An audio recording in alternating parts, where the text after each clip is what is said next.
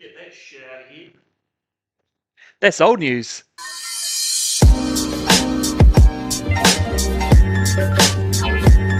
Hello, and welcome to yet another Road to a Million Gamerscore. Except this time, it's 2! Now, I did not expect this video to be out so soon, but as you'll find out, sometimes Gamerscore just flooded in. During this journey, I played some amazing games, some absolutely dog shit games, and one game that threatened to ruin my entire journey. Now, this video is already long enough as it is, so enough fucking around. Let's get right into it, shall we?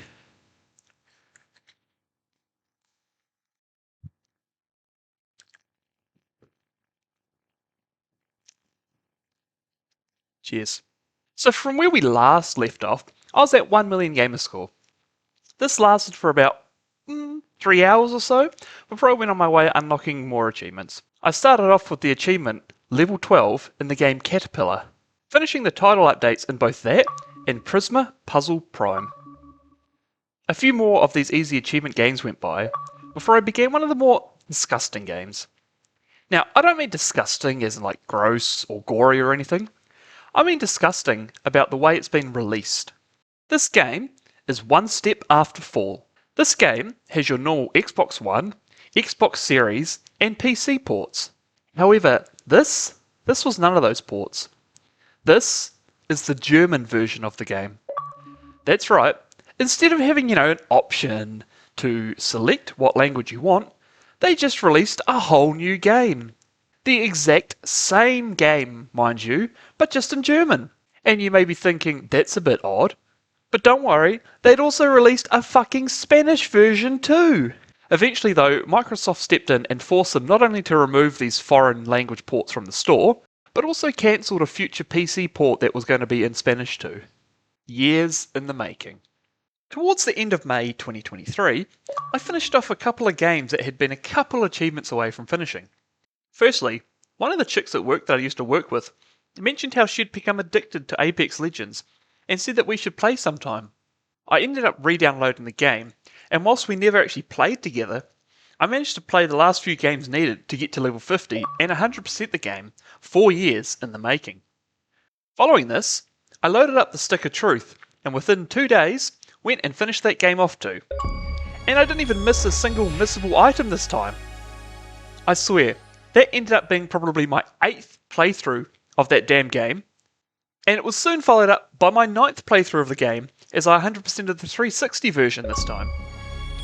While I was still using my 360, I also 100%ed International Cricket 2010. Whilst the Stick of Truth on the 360 took me 8.5 years to complete, International Cricket took nearly 10. It was one of the first games that I'd ever got for my Xbox, and I'd unlocked 20 of the 25 achievements before the end of 2013. The last of the achievements that were left were to win 4 full-length tournaments, being the Champions Cup, the 20 Overs Super League, the World Trophy, and the World 20 Overs, as well as score 300 in a singular one-day international, which I do not know why this one took me so long to do. But nevertheless, this was another game checked off. Oh, and before I forget, if we can go back, just a couple more days, I finally got that goddamn paramedic achievement in GTA 3. The first 100,000. During one night of looking through games on sale, I found the most mobile gaming ad type game called Dig Deep. Whilst there are surprisingly no I don't even know if that's true or not actually. I think there are microtransactions, I just never looked into it. Let's just pretend there's no microtransactions, eh? So let's just say, well, there are no microtransactions. It still has the whole premise of being a typical idleware game. To be fair though, it did end up being a great game for me to put on in the background while I'm working on things, usually editing, only needing my attention once or twice every hour or so. And finally, after 3 days of this game was done. Or, that's what I would have said if one of the achievements hadn't glitched on me. Despite my best efforts, I could not get this achievement to unlock for me. I ended up putting it in the sad face group on my Xbox, right next to Hitman Absolution and Call of Duty Modern Warfare 2 Campaign Remastered. This does remind me though, I've been asked how I keep track of all of these games that I have and how I don't just lose track of them once I uninstall them to make room for newer games. The way that I do this is that every week, whenever I go through the games that are on sale, I have a tab of true achievements beside me. Anytime a game looks like it's potentially easy to unlock achievements for, or it's something I, really want to play, I'll look it up on there and see the estimate on how long it takes to unlock all the achievements. Now, these can range from 0 to 30 minutes, all the way up to 8 to 10 hours. Obviously, a lot of games do take longer than 8 to 10 hours, but these are usually only games that I want to play, not ones that I'm like, oh, it's only $5 and it takes me 20 hours to unlock all the achievements. I do not want to play a real shitty game for 20 hours just to get the same gamer score I could do for playing a shitty game for 30 minutes. Now, speaking of that, originally that group used to be 0 to 60 minutes, but with the increase of these super quick games, True Achievements brought out a new level to that, per se. They brought out the 0 to 30 and the 30 to 60 minute ratings. This means that, in theory, I could knock out 48,000 gamer score in a day. Also, I'm not saying that my backlog of games that take 1 to 2 hours is long, but I had to create a second group for those types of games, as I had 100% filled the first one. So, whoops. Still feeling that Xbox 360 urge, I began working on perfecting the Simpsons game, which I hadn't played since 2015. I'd only completed a few of the level's time trials, as well as getting all the collectibles, but that's fine. I'm sure I'll be back to this later. While looking through games to complete, I realised that I hadn't finished Trivial Pursuit 2, so I quickly grinded that out and completed it. Then, I started one of the games I was really excited to play, AEW Fight Forever. I'd seen an article which had listed all the achievements, and none of them were online, which is a huge plus for me. Because if we compare these to the WWE games, where I believe out of the 17 games released, only 2 do not have online achievements, yeah, it's a big difference. Worst of all, a lot of these WWE games are now unobtainable to 100% due to the server closures. Funnily enough though, SmackDown vs. Raw 2007, like the first game released for the 360, has online achievements that you can still unlock. As this isn't a server base, this is a peer-to-peer base. So who knows, maybe I'll get it in this video, maybe I'll get it next video. The big grindy achievement was to complete the Road to Elite mode 10 times, which is their equivalent of a story mode. This did seem a bit daunting, but they had hyped this up really well, telling us that there's multiple branching paths which can lead to new experiences each time. Well, after my second playthrough was almost identical to my first, and the third one was pretty much the same to those two, I began to get a little bit delusioned. Plus, to top it off, I had an achievement glitch in this game, so that game also went to the sad face group on my Xbox. Following this was probably one of my most favourite games that I'd played in 2023, Arcade Paradise. Okay, just a side note here from editing, Brooke. Most of these games, I went back in and plugged in the Elgato that I have and recorded gameplay. That's why it's like a smooth loop, nothing like, doesn't suddenly cut to something else. Arcade Paradise, right, it was a Game Pass game. I think I'll talk about this a bit later. I never actually bought the game. I installed it, I 100%ed it, uninstalled it. Coming up, I was like, ooh, I gotta figure out what games I gotta record. Saw that this is the only game on this list that I didn't own, and it wasn't like a short enough place that I could just be like, oh, I'll just chuck one game clip in there. So, I was like, do I buy the game again?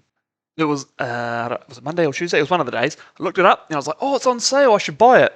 Okay, I'll just wait for payday, and then I'll do it. Come payday, the sale had ended. I didn't realise it was ending. The sale had ended, and I'm just like, I'm not buying this game at full price just for like a minute or two in this video. So, yeah, you're going to get game clips, just the few game clips that I have of it, just put through. Yeah, sorry about that, but nothing I can do really.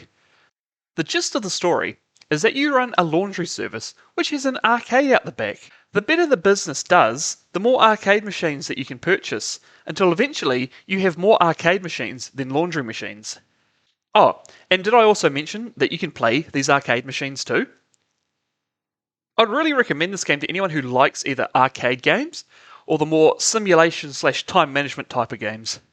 Of course, me being me, while I was playing this game a lot, I would still play other games.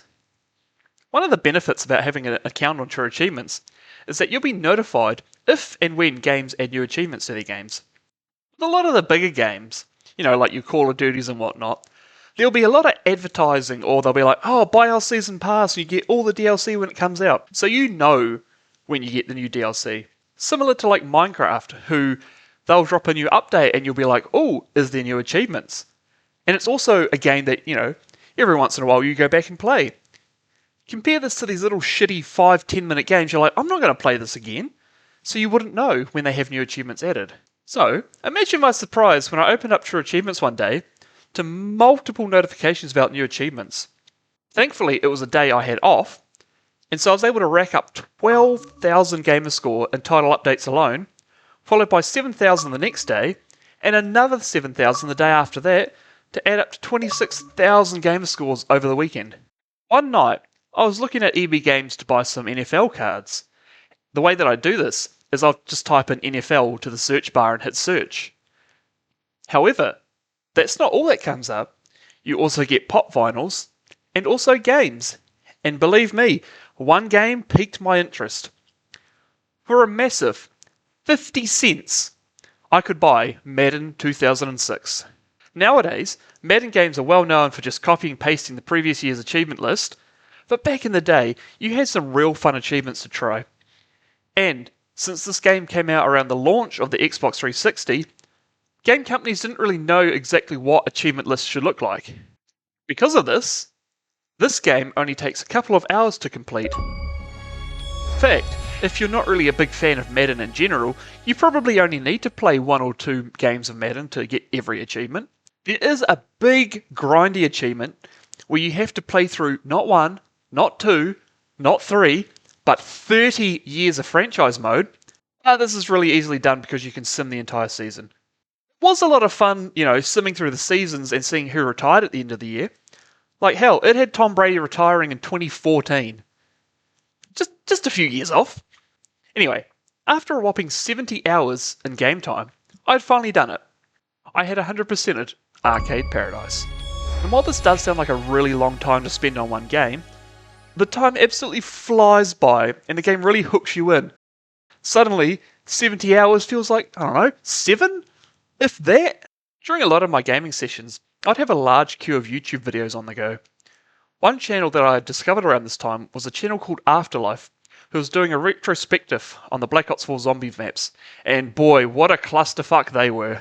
I hadn't really touched the mode, let alone the game in general, since getting the achievement for getting 25 weapons to max prestige in zombies mode. And because of this, I didn't really touch the final 3 maps. So I decided that I would change that. And while I didn't play much of Ancient Evil, despite it being named like one of the best maps not only in Black Ops 4 but in general, I spent a month on and off playing Tag to Toten and Alpha Omega. Probably because I knew the layout of these maps, as they are both remakes of previous maps. Hell, in fact, I almost got all of the achievements in Tag to Toten, besides the Easter egg, and the really random achievement to visit Mars. At least I think it's supposed to be Mars. It's stupid, and no one knows how to get it properly. It's like, oh, it might happen if you do this, it might happen if you do that. So yeah, I wasn't really going to waste much time on this stupid random achievement. I wasn't really as lucky with Alpha Omega at this time, but don't worry, I'll get to that a bit later.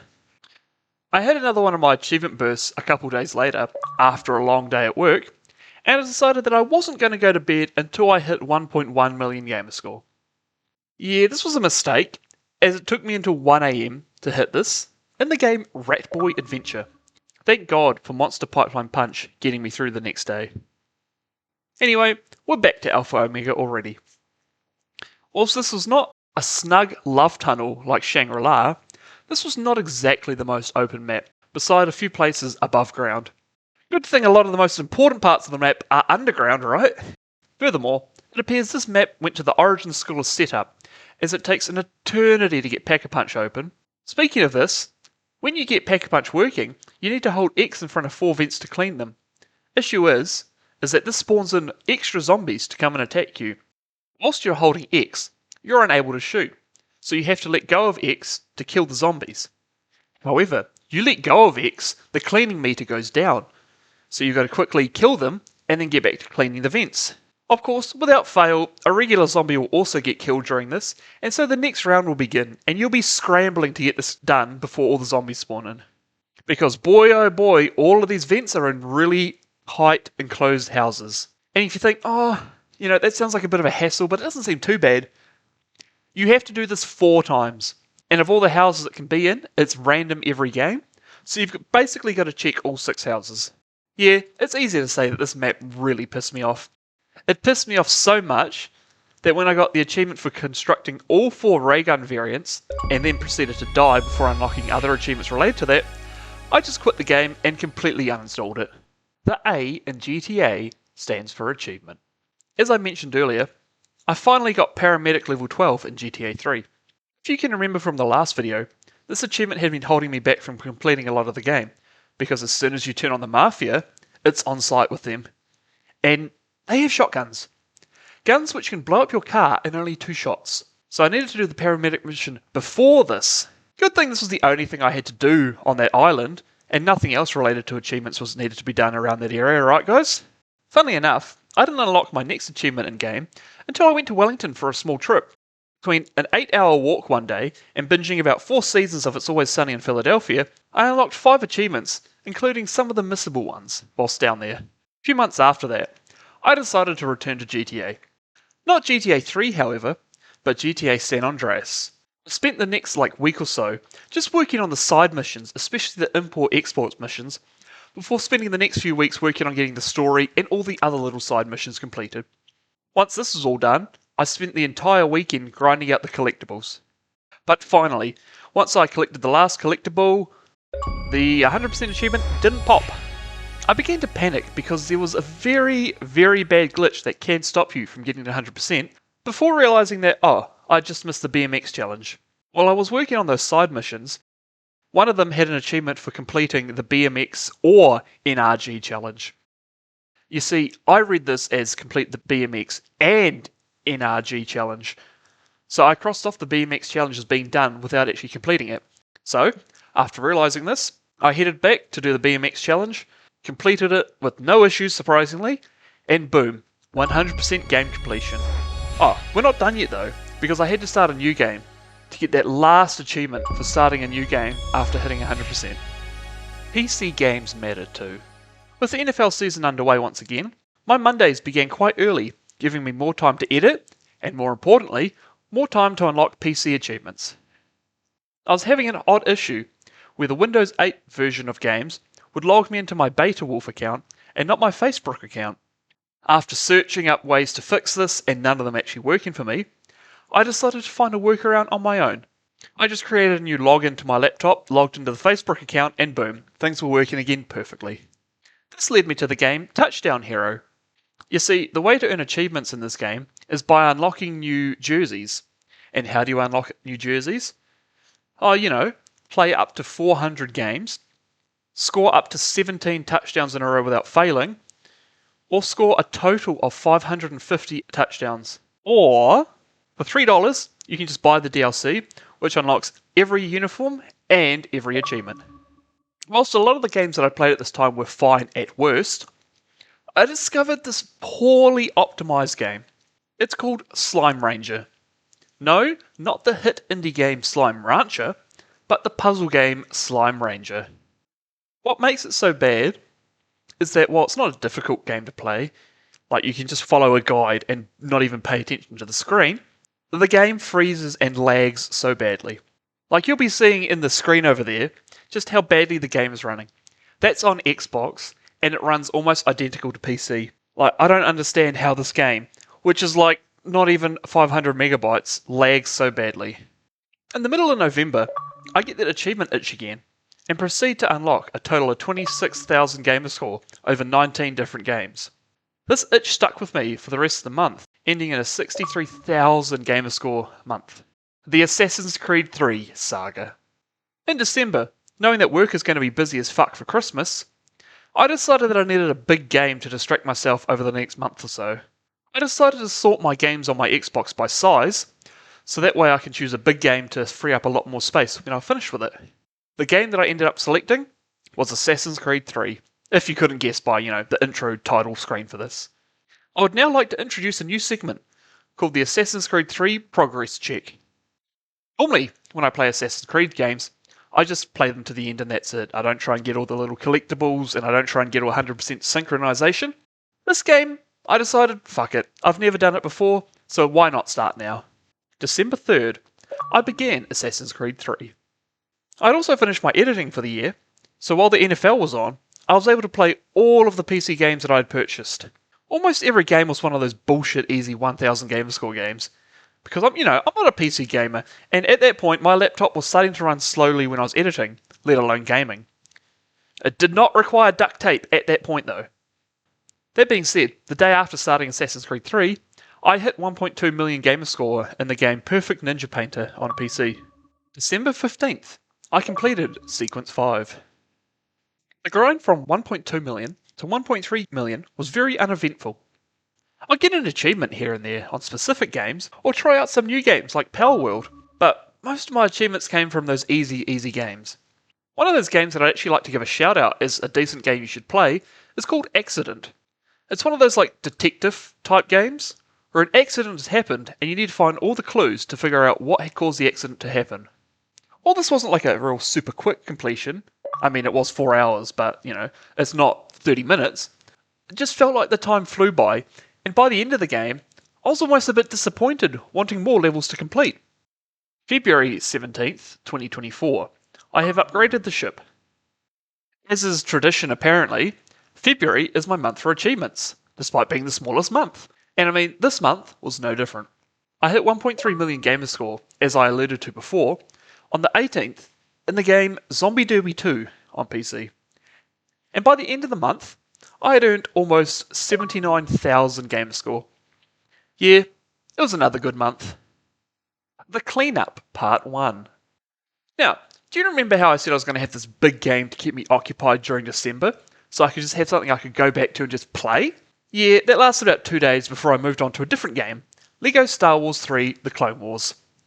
I mean, at least you can see now why it took so long between Sequence 5 being completed and the ship being upgraded, right? So, LEGO Star Wars 3 The Clone Wars was actually recommended to me back 2014, I'd say. I was in EB Games, buying games, and the guy's like, oh, we just got LEGO Star Wars 3 The Clone Wars in, do you want to grab that as well? And I was like, oh yeah, I'll grab that pre-owned game. And the guy spent maybe 2 minutes talking about how he's like, oh, this is my favourite one so far, like, there's so much more to do, it's so much fun. Like, there's all these different levels, you get to play on both sides, there's like RTS battling, and I'm just like, you've already sold me on the game, just, can I go now? I mean, he's not wrong. This was around the time where LEGO games began to go from, instead of just having like your little cantina or whatever that you just walk up, go to the levels, they started having more of the open world area. However, they hadn't really mastered this yet. This led to me getting lost on multiple occasions, and at one point I even needed to bust out a second controller just to beat one mission. But I finally 100% of this game in April. But don't worry, this wasn't the only LEGO game that I cleaned up.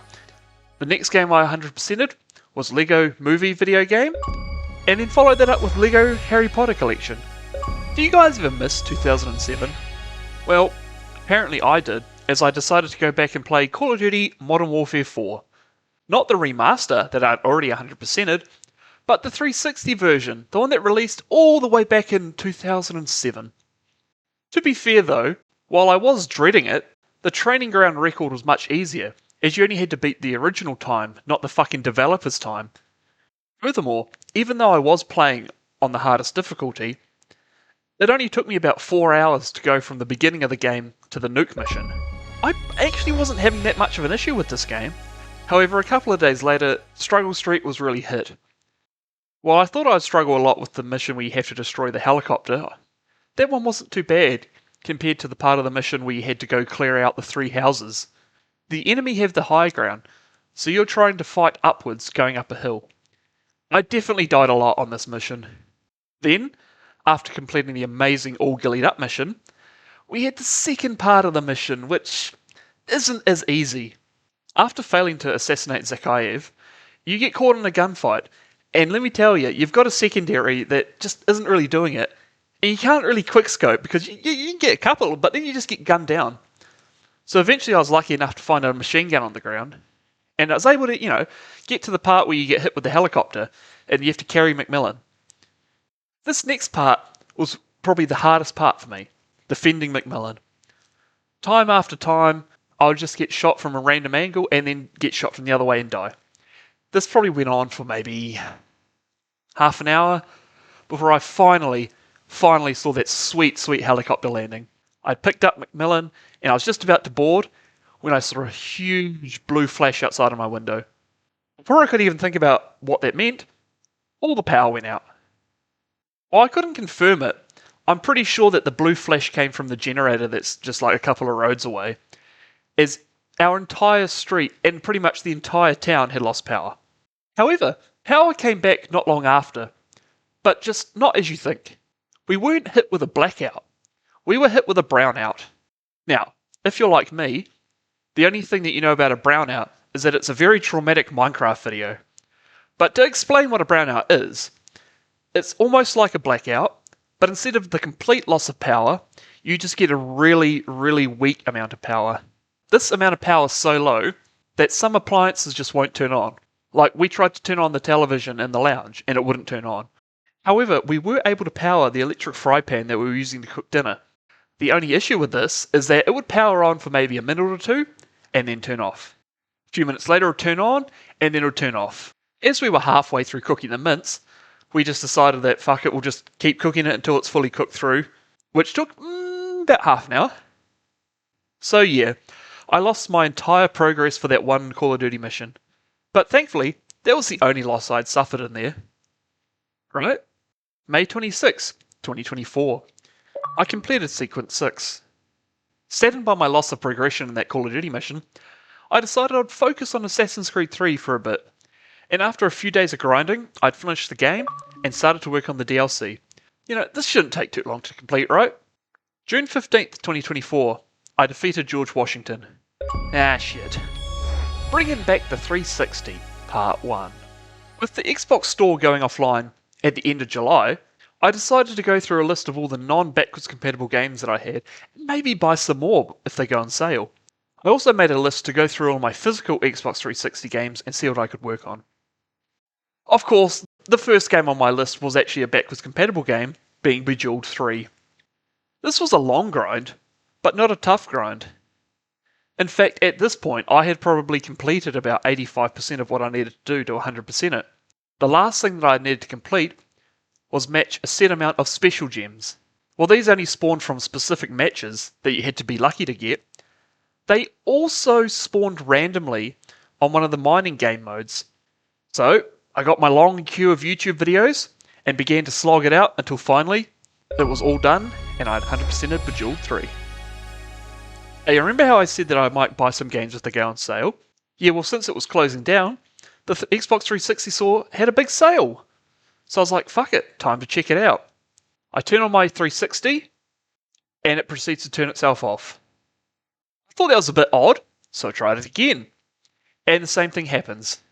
So, remember when I said that the COD 4 progress was all that I had lost? Well, it looks like that my original slim Xbox 360 was finally dead. The internet told me, oh, it's an easy fix, you just need to do this one thing. And then they proceeded to take out a soldering iron. So, I just ended up ordering a replacement 360. Of course, I ordered it at the end of the week, so it took until the next week to arrive. But that's fine, I can still, plug it in, load it up and check the store. Only to realise that the power cable that they had sent was the wrong one that wouldn't plug into the power bank. Worst of all, I did not know if, by the time they had sent a replacement one, if the 360 store would still be up. So I reached out to my friends who also used to have 360s to see if they had, anything they could give me. Shout out to Sam, by the way. He grabbed his old 360 cable and walked from his side of the bridge to my side of the bridge to meet me like halfway to the bridge at about 8 PM in the middle of winter. But unfortunately, he had the exact same cable that I was given, so it would not work with my Xbox. But hey, at least he got a good walk out of it, I guess.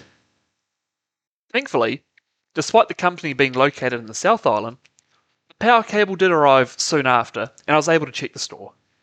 Whoa? No, I can't just say it. Whoa, we're halfway there. While this whole saga of waiting for the Xbox to turn up and the power cable to turn up was going on, I continued to work on some backwards compatible games on my Xbox. With the 360 dying, I also lost a lot of saves for a lot of the games on there. Yes, including the Simpsons game, as I'd save them to the console instead of saving them to the cloud. Most of the saves that I lost were games that weren't backwards compatible, but one of the games that I did lose saves for was Saints Row 4, the next game on my list to play. Now, as you may know, this game has one unavailable achievement for uploading a created character, but thankfully I'd already unlocked that back in 2015, so we were Gucci. While I had lost the save for this game and I had to start again, thankfully I had already 100%ed almost all of the DLC packs, as well as also being a good chunk of the way through the Sprint for 40,000 miles achievement. Which, I don't know how that carried over, but none of the saves did, but I digress. This took about 2 weeks of grinding on and off, but on the 14th of July, this became my next game that I had 100% completed. This all came probably 2 months after we had to put down the family cat that had been with us since 2008, but also around this time we decided to get a new cat, so we adopted this thing.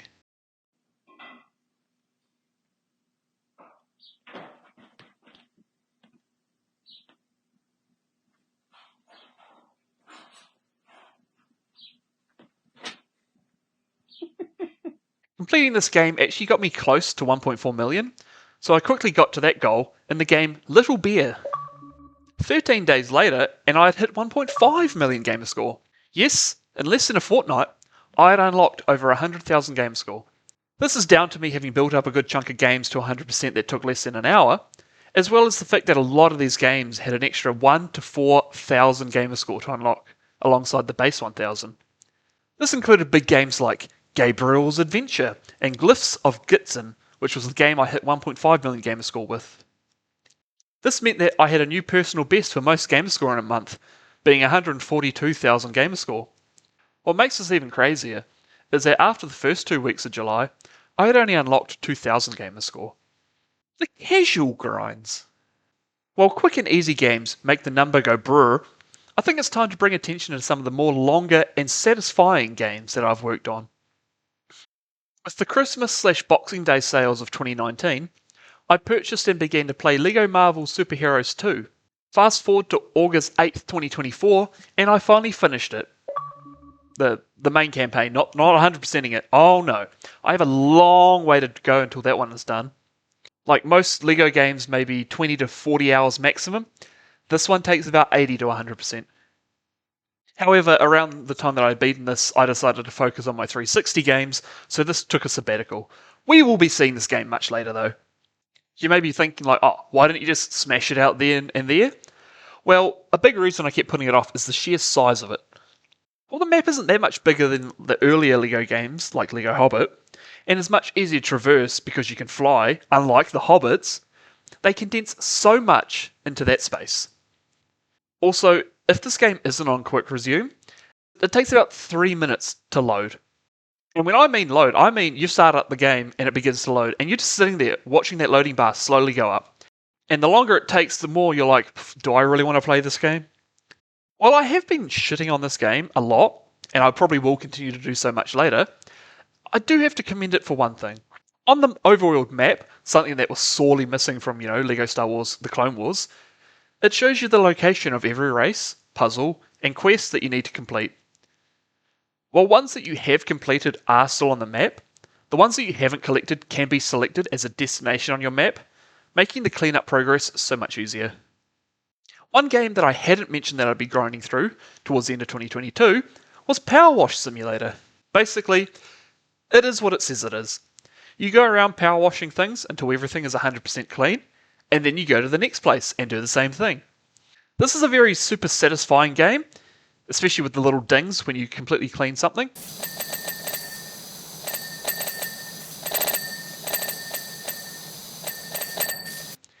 But it did take me over a whole year to complete the story mode. This is mostly because this is a game that you can load up, do one massive level, and then don't play for a while. Or you play some smaller levels, start the next mission, and be like, I'll come back to this later, and then forget about it. Some of the earlier missions might take almost an hour to complete, which doesn't seem bad. But the final mission takes around 5 hours to complete fully. Alongside this, DLC packs would drop, which would give you new missions to clean up and new achievements to get. The first achievement pack to drop was the SpongeBob SquarePants levels. This was a whole lot of fun, aside from one level, the Invisible Boatmobile level. Being invisible, you would think that, you can clearly see what's dirty and what's clean, right? Because you can't see it if it's clean. While this is true, if you stand on the outside of the boat and look in, everything looks clean. But if you stand on top of the boat, you see the inside of the boat is still completely dirty, which made cleaning, those little nooks and crannies a bit harder. The next pack of levels drop was Back to the Future themed. And this was still pretty fun. I definitely still preferred the SpongeBob ones to this one, but that's probably because I haven't seen any of the Back to the Future films. Brooke not seeing a film? Colour me shocked. However, it did get a bonus point for ease of completion, as you didn't have to actually complete all of the levels to get all the achievements. And then we have the Warhammer packs. This pack fucking sucked. The entire pack was just like the vehicles or the mechs, but they had so many fucking little nooks and crannies. You had to be at a specific angle to even have a chance of cleaning it. To show you how disheartening and annoying I found this pack, I got the first achievement in March of 2024 for cleaning one specific item first. It then took until September of the same year to bring myself around to completing that level. The rest of the levels weren't any better, and to top off this shit Sunday, the game crashed when I'd finished doing the giant mech level. And you think, that's not too bad, you can load it up and maybe you're missing a couple of percent. I was missing 30% of progress, which was about 2 hours worth of work. To put this into perspective, I started this mech and I started this video basically at the same time. By the time that video finished, I still had about 15% to go on the mech. And yes, this was before the crash. These levels really put me off playing more of this game, and so by the time I finally finished this mech, not even the final level, but this mech, 3 extra DLC packs had dropped. Now, the first one of these was the Alice in Wonderland pack. I actually started this before I'd finished the Warhammer ones, because I still wanted to play the game, but I had that 30% of the mech I still had to do. So I said, fuck that, I'm going to start this Alice in Wonderland level. I did about the first 20% of the level to, feel better about myself, and then kind of forgot about it, right? But finally, I got that itch, and once I completed, not only the Warhammer levels, but the next 2 DLC packs after this, I came back to this one. Now, none of them were difficult, except there was one little bastard achievement. In the White Rabbit's house level, you must clean all of the clocks on the clock wheel first, right? Doesn't sound bad so far. Then I tell you, there's 24 clocks on the wall. They don't take that long to clean. It is a big number, but, still not that bad, right? However, if you look at the wall, you might be able to see something a little off there. There's 25 clocks there, right? Well, no. This one right here is a painting of a clock. When I did this level initially, I was like, okay, I'll clean all the clocks. And then when I completely did it, didn't get the achievement. I'm like, what's wrong? Partway through cleaning all of the clocks, I'd fully cleaned the painting of the clock, which voids the achievement. Thankfully, I just had to reload the level once I'd finished it and took a minute to get, but hey, it's a bit mean. Thankfully, that's the only achievement I messed up, right guys? I keep setting myself up for these foreshadowing moments.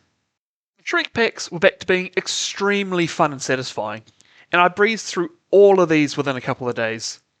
Except, remember how I just said that I messed up only one achievement, right? Yeah, I fucked up another one. I'd loaded up the final level, but I was, starting to feel a bit tired. Despite this, I was like, I'll get that miscellaneous achievement first, and then I can just focus on cleaning the level, right?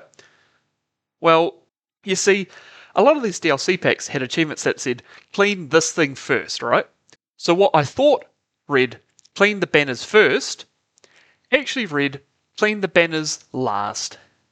What makes this one so annoying is that because it's clean at last, I had to redo the entire level again. But I mean, it wasn't that bad of a level to clean. It took another couple hours, but hey, I finally got all the achievements for it. The Wallace and Gromit levels started off on an annoying foot in a very cramped house, but eventually flourished into some more wide open and full levels. While the knitting level was a little cramped too, it did take a while to complete, but it wasn't too bad. And to sort of make up for it, the final 2 levels were nice and wide open, a much nicer change of pace. And as I'm recording this is the last DLC pack that has dropped for Power Wash Simulator. So if I were to rank these DLC packs from best to worst, I'd have to say that the Shrek one was the most satisfying one to complete. Nothing too irritating. And I mean, that's coming from me who had to replay the final level. Following it really closely is the SpongeBob levels. What held it back was that invisible boatmobile level, but aside from that, bloody great. Then we have the Back to the Future levels, followed by the Alice in Wonderland levels, and the Wallace and Gromit levels. Back to the Future, at least what I can remember, never really had any close quarters cramped maps like the other two did, which gave it the edge.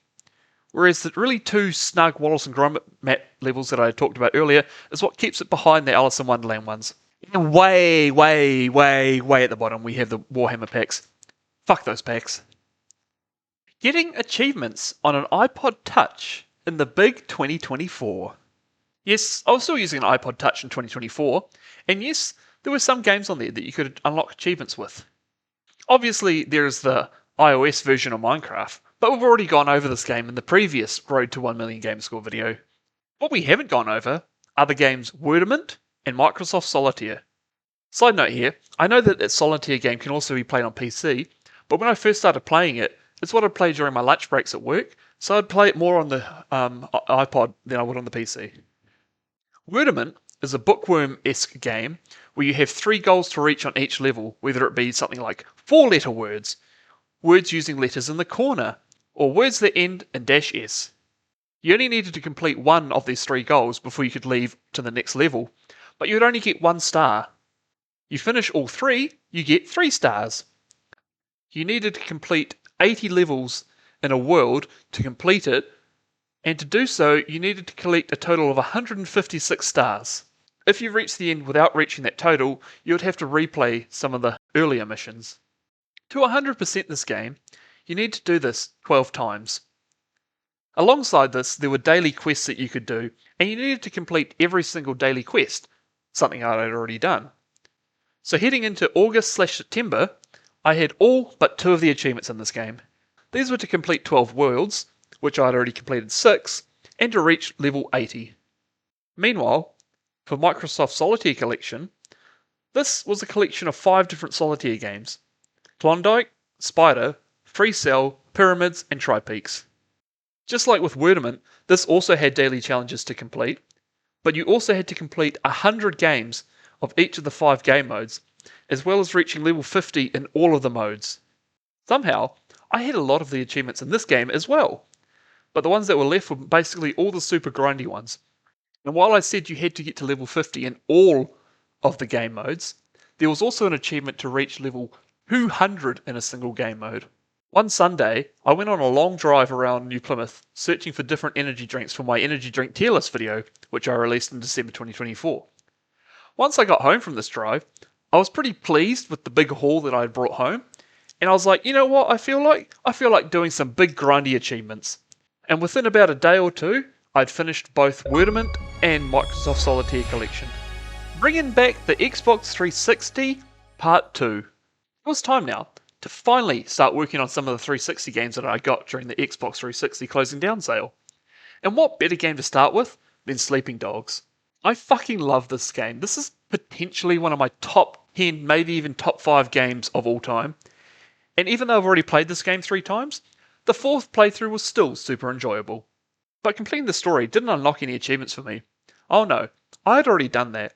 I had much harder achievements to unlock. The first of them was the infamous Reach Triad Level 10 achievement. Unlike the Reach Level 10 in Police, you cannot do this from just playing the story till completion. Oh no, you need to unlock a certain outfit which gives you bonus Triad experience in levels, and then go back to the earlier levels and replay them to get more Triad XP. There was another way to unlock this, and this actually made the definitive edition much easier to do, and it involved buying a DLC that had no achievements with it. However, by the time I got around to playing this game anyway, the Xbox store was laid to rest, so I couldn't buy it even if I wanted to. However, this was no issue, as it only took another 15 mission replays until I finally unlocked the achievement. which sounds like a lot, but some of these missions did not take long at all.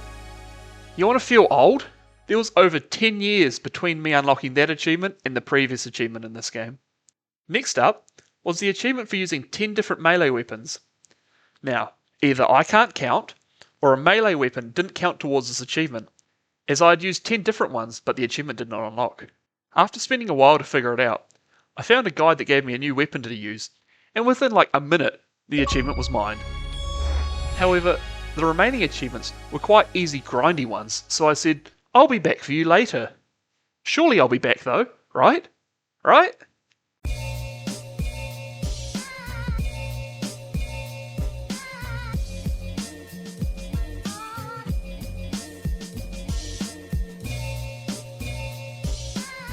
Skyrim was another story. Now, obviously, losing my saves in this meant that I lost over 300 hours of progress across 3 different characters, which sucked, but there's nothing I could do about that. I knew that I would have a lot more fun replaying this game again, and I only needed 1 achievement from the main story. Surely this won't be too hard. Best of all, instead of spending about $75 on the Skyrim DLC before the Xbox 360 store shut down, I found a listing on TradeMe for $3 for the Skyrim Legendary Edition. Why was it only $3? Because the main game disc was missing. But this was perfect for me. I did not need the disc. I already had the disc anyway, but I had also bought the game during the sale, which meant that once this game arrived, all I had to do was stick in the DLC disc, install it all, and boom, I had all the DLCs. Anyway, within an hour of me escaping and arriving in Whiterun, vampires from the Dawnguard DLC came and killed 3 of the 4 most important vendors to me, being the 2 smithing vendors and the general store vendor. Anyway, I spent the next couple of weeks on and off working towards collecting all the Daedric artifacts, which was the achievement I was missing. This was the only missable achievement, and I'm pretty sure I missed this because in my original playthrough, I killed Barnabas instead of letting him live. Killing him gives you a sick axe. Letting him live gives you a Daedric artifact.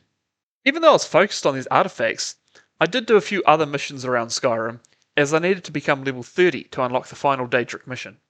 Eventually I reached level 30, and completed that final Daedric mission to get the 15th Daedric artifact, for no achievement pop.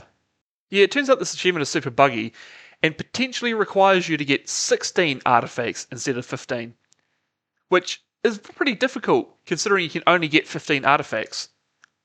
Kind of. There is a chance that once you get the bow at the end of the Dawnguard DLC, it'll count as a Daedric artifact and unlock the achievement for you. But then if it doesn't, I've got to make another playthrough of this. This gave Dawnguard the 2nd strike of this video, and if it needed a 3rd strike, this is also the DLC pack that introduced the achievement for defeating a legendary dragon. A dragon that very rarely spawns, and you need to be fucking level 72 to get them to spawn. When I tried this on the definitive edition of Skyrim, this probably took an hour just to find the fucking dragon, let alone get to level 72. Anyway, I make my way through the DLC, lose a lot of progress to dying at like the ends of caves, and eventually take down the Vampire Lord. But unfortunately, no Daedric artifact achievement popped for me, so that means I'm going to need to make another playthrough of this damn game. However, before I do, I decide I want to get a couple more achievements. The first one is to unlock all of the vampire perks, as I plan on not becoming a vampire in my next playthrough, instead becoming a werewolf and unlocking all the perks under that, as well as working on a Dawnguard exclusive mission to unlock a different weapon. I don't finish it, however, because we'll be back. The Deleted Saves Saga. Remember that game Dig Deep that I mentioned a while ago?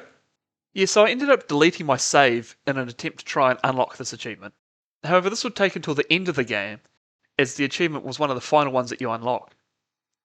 You see, the whole premise of this game is to mine these orbs and use said orbs to create monuments. You could hire and upgrade workers using the same orbs, but even with their help, it would take 1 to 2 hours for you to unlock the monument of that level, and there were 12 different levels. I was hoping that maybe once I redid the first monument, the achievement would unlock, as it would count as a monument being made, but that was not the case. So, just like the first time that I played this game, I put this game on in the back whilst I edited, making sure to close the menu at the end of each day so that the game would continue, until finally all 12 monuments were done. However, once again, there was still no oh, never mind, it was a delayed pop.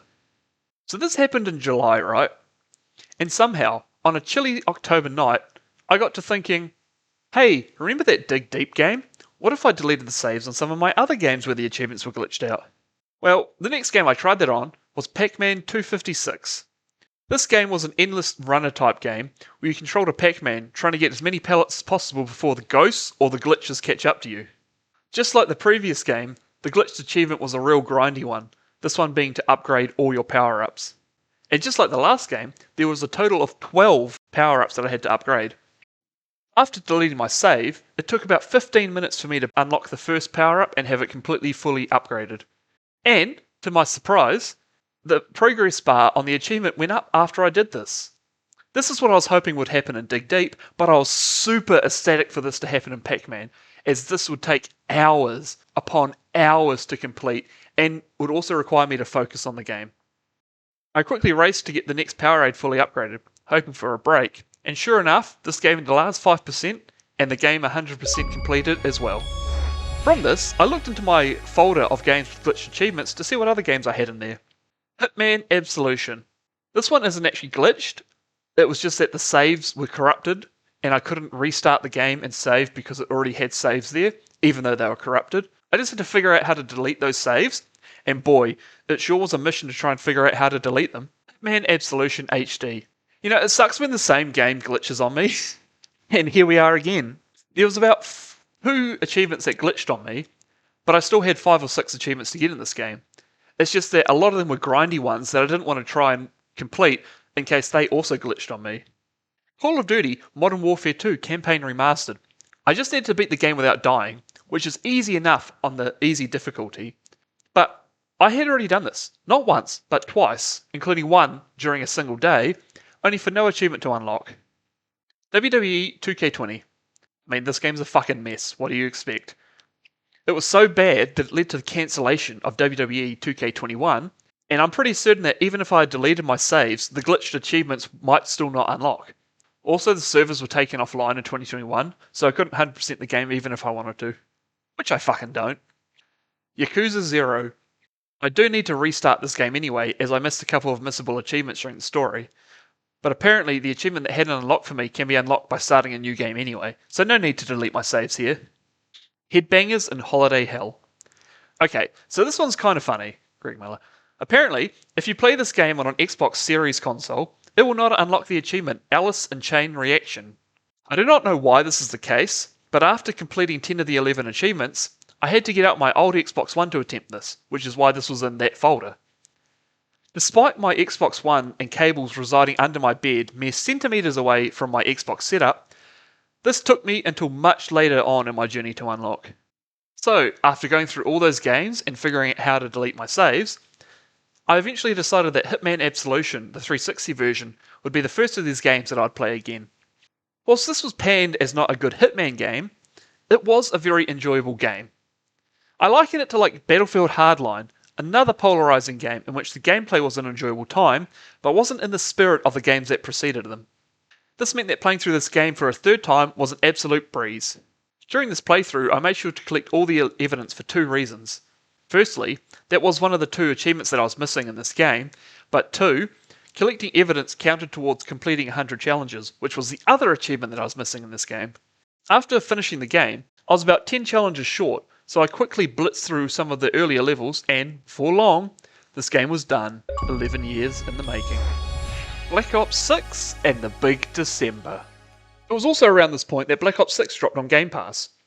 Now, I was excited to play this, but after seeing that it was around 400 gigabytes, which would take up almost all of my internal storage, I was less enthused.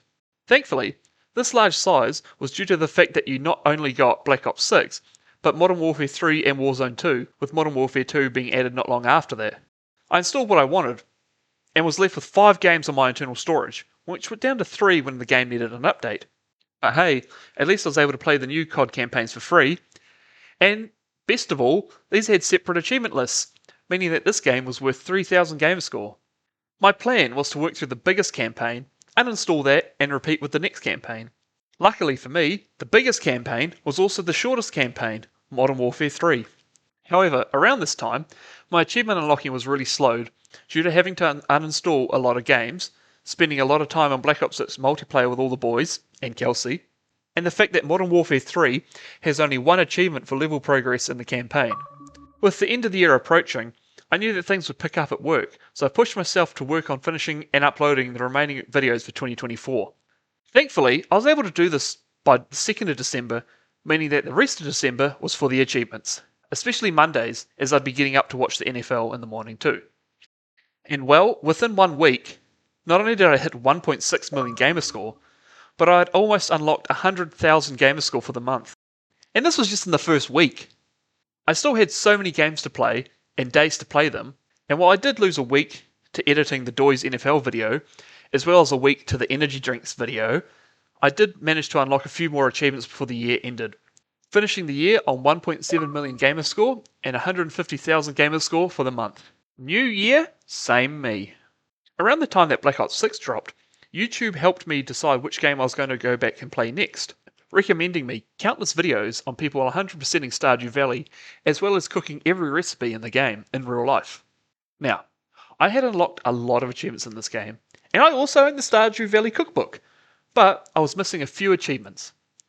I needed to find all of the star drops again, as well as beat the arcade game in the tavern.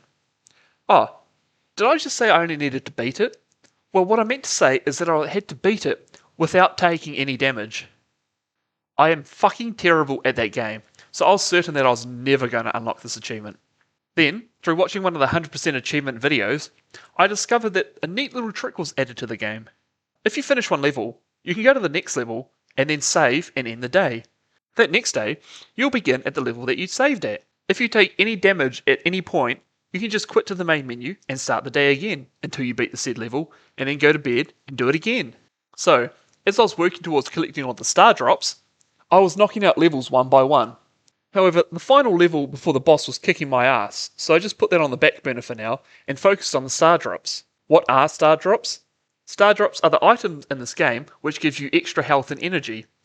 You unlock these by doing certain tasks. During my initial playthrough of the game, I had completed all of these tasks. However, one of the star drops you were able to say no to accepting, something that has later been patched out in recent updates. Not so good for me though, as I had to recollect all of these star drops, and this involved things like catching all of the fish, crafting all of the items, and the worst of all, collecting all of the museum pieces. Some of these items were 0.4% chance to drop from enemies, which made grinding for them a little tedious, but when I knew what I was doing, didn't take that long in the end. Finally, on the 25th of March 2024, I got my final star drop and unlocked the achievement this time. Throughout the year, I would get these urges to try and play that one level before the boss battle, but fail almost every time. However, I finally beat that level without taking damage. In December. And then, all that was left for me to do is to defeat the boss without taking any damage. All the guides for this achievement said I needed to have this upgrade and this upgrade, upgrades which I was unable to buy due to not having enough coins. So I thought, this is not good, I'm not going to be able to beat this level. Whilst I had a lot of other things keeping me busy in December, mostly PC games, I did try and complete this boss battle, until finally... Okay, that's one. Please. Please. Let's fucking go! Woo! Unfortunately, by the time I'd beaten this boss battle, there had been an update which had brought out new achievements for the game. This included the dreaded 100% completion of Stardew Valley. No problem, I thought, as I had a farm that was quite far along and I'd done quite a lot in the game. I'll just get it on this farm, right? Well, after attempting to get one achievement, I noticed that it wasn't unlocking. Apparently, the update was a little glitchy when it comes to farms created before the update, and so some achievements might not unlock. And while I would absolutely love to get to 100% and not have the achievement unlocked, I decided it'd be safer for me to start a new farm. A day or two after creating this new farm, the achievement that I tried to get in the previous farm unlocked, which was pretty odd to see. However, I was already a season and a half into this new farm, so I decided to stick it out on this current farm that I was on. Throughout this playthrough, I knew there was only about 2 achievements I could get realistically before I had beaten the game. The first one was an unforgettable soup, for adding an ingredient to the soup to delight the governor. Okay, so future Brooke here. I forgot to explain what the soup is. The soup is an event where each townsfolk puts one thing into the soup to make it taste delicious. Then the governor comes visiting and he tastes the soup. If you have the highest quality soup, the governor is very pleased and you get a huge bonus to your friendship with all of the townsfolk. There are a lot of items that I could use, but the easiest one by far was a gold star cauliflower. I had already needed to collect 5 of these for the community bundle, so I had a few extra laying around. The other one was for getting first in the Stardew Valley Fair. This is again something I already needed to do, is you'd get 1,000 tokens, which I need 2,000 for to get the star drop, which is part of getting 100%. And this ended up becoming my first achievement that I unlocked in 2025. Once I'd beaten the game, it was time for the post-game achievements. The first achievement is for watching a movie. Sounds simple enough, but I mean, if you know this game, nothing is simple. Basically, once you finish the community centre, Joja Mart goes out of business, and the building is abandoned. If you complete an extra bundle for this, the building is turned into a cinema. While a lot of the items that you need to collect are somewhat difficult to wrangle, I somehow already had 4 of the 5 that I needed. Once I collected this 5th item, I bought a ticket, went in, watched the movie, and unlocked my achievement. The next achievement I unlocked was one that I actually started working on very early into the story. I know I said that these were all post-game, but this one I was able to start quite early into my initial playthrough. A new 1.6 update is the raccoon family. One night, a thunderstorm destroys the big tree that they're living in, and the entire family, aside from the father, run away. This turns into a weekly fetch quest, where the father will request items for you to help rebuild his home. I say it's a weekly quest, as once you give him the items you have to wait a week for the next item to appear, but collecting said items that he requires, some of it will take a long time, especially when you need a specific type of vegetable that's not grown in the current season that you're in. The next one that I unlocked was for reaching the bottom of the dangerous mines. Having already beaten the game, I was thinking, what the hell are the dangerous mines? This is a specific mission that gets unlocked way in the post-game, but to even unlock the option of this, I had to collect 100 golden walnuts on the new Ginger Island. These walnuts are the collectibles of that island, and I need to collect all of them anyway to reach 100%. While most of these have set requirements and locations to be found, such as digging up in a specific spot or growing a specific crop on the island, a good chunk of them are RNG. These include random chances to appear whilst fishing, harvesting crops, mining, and battling enemies.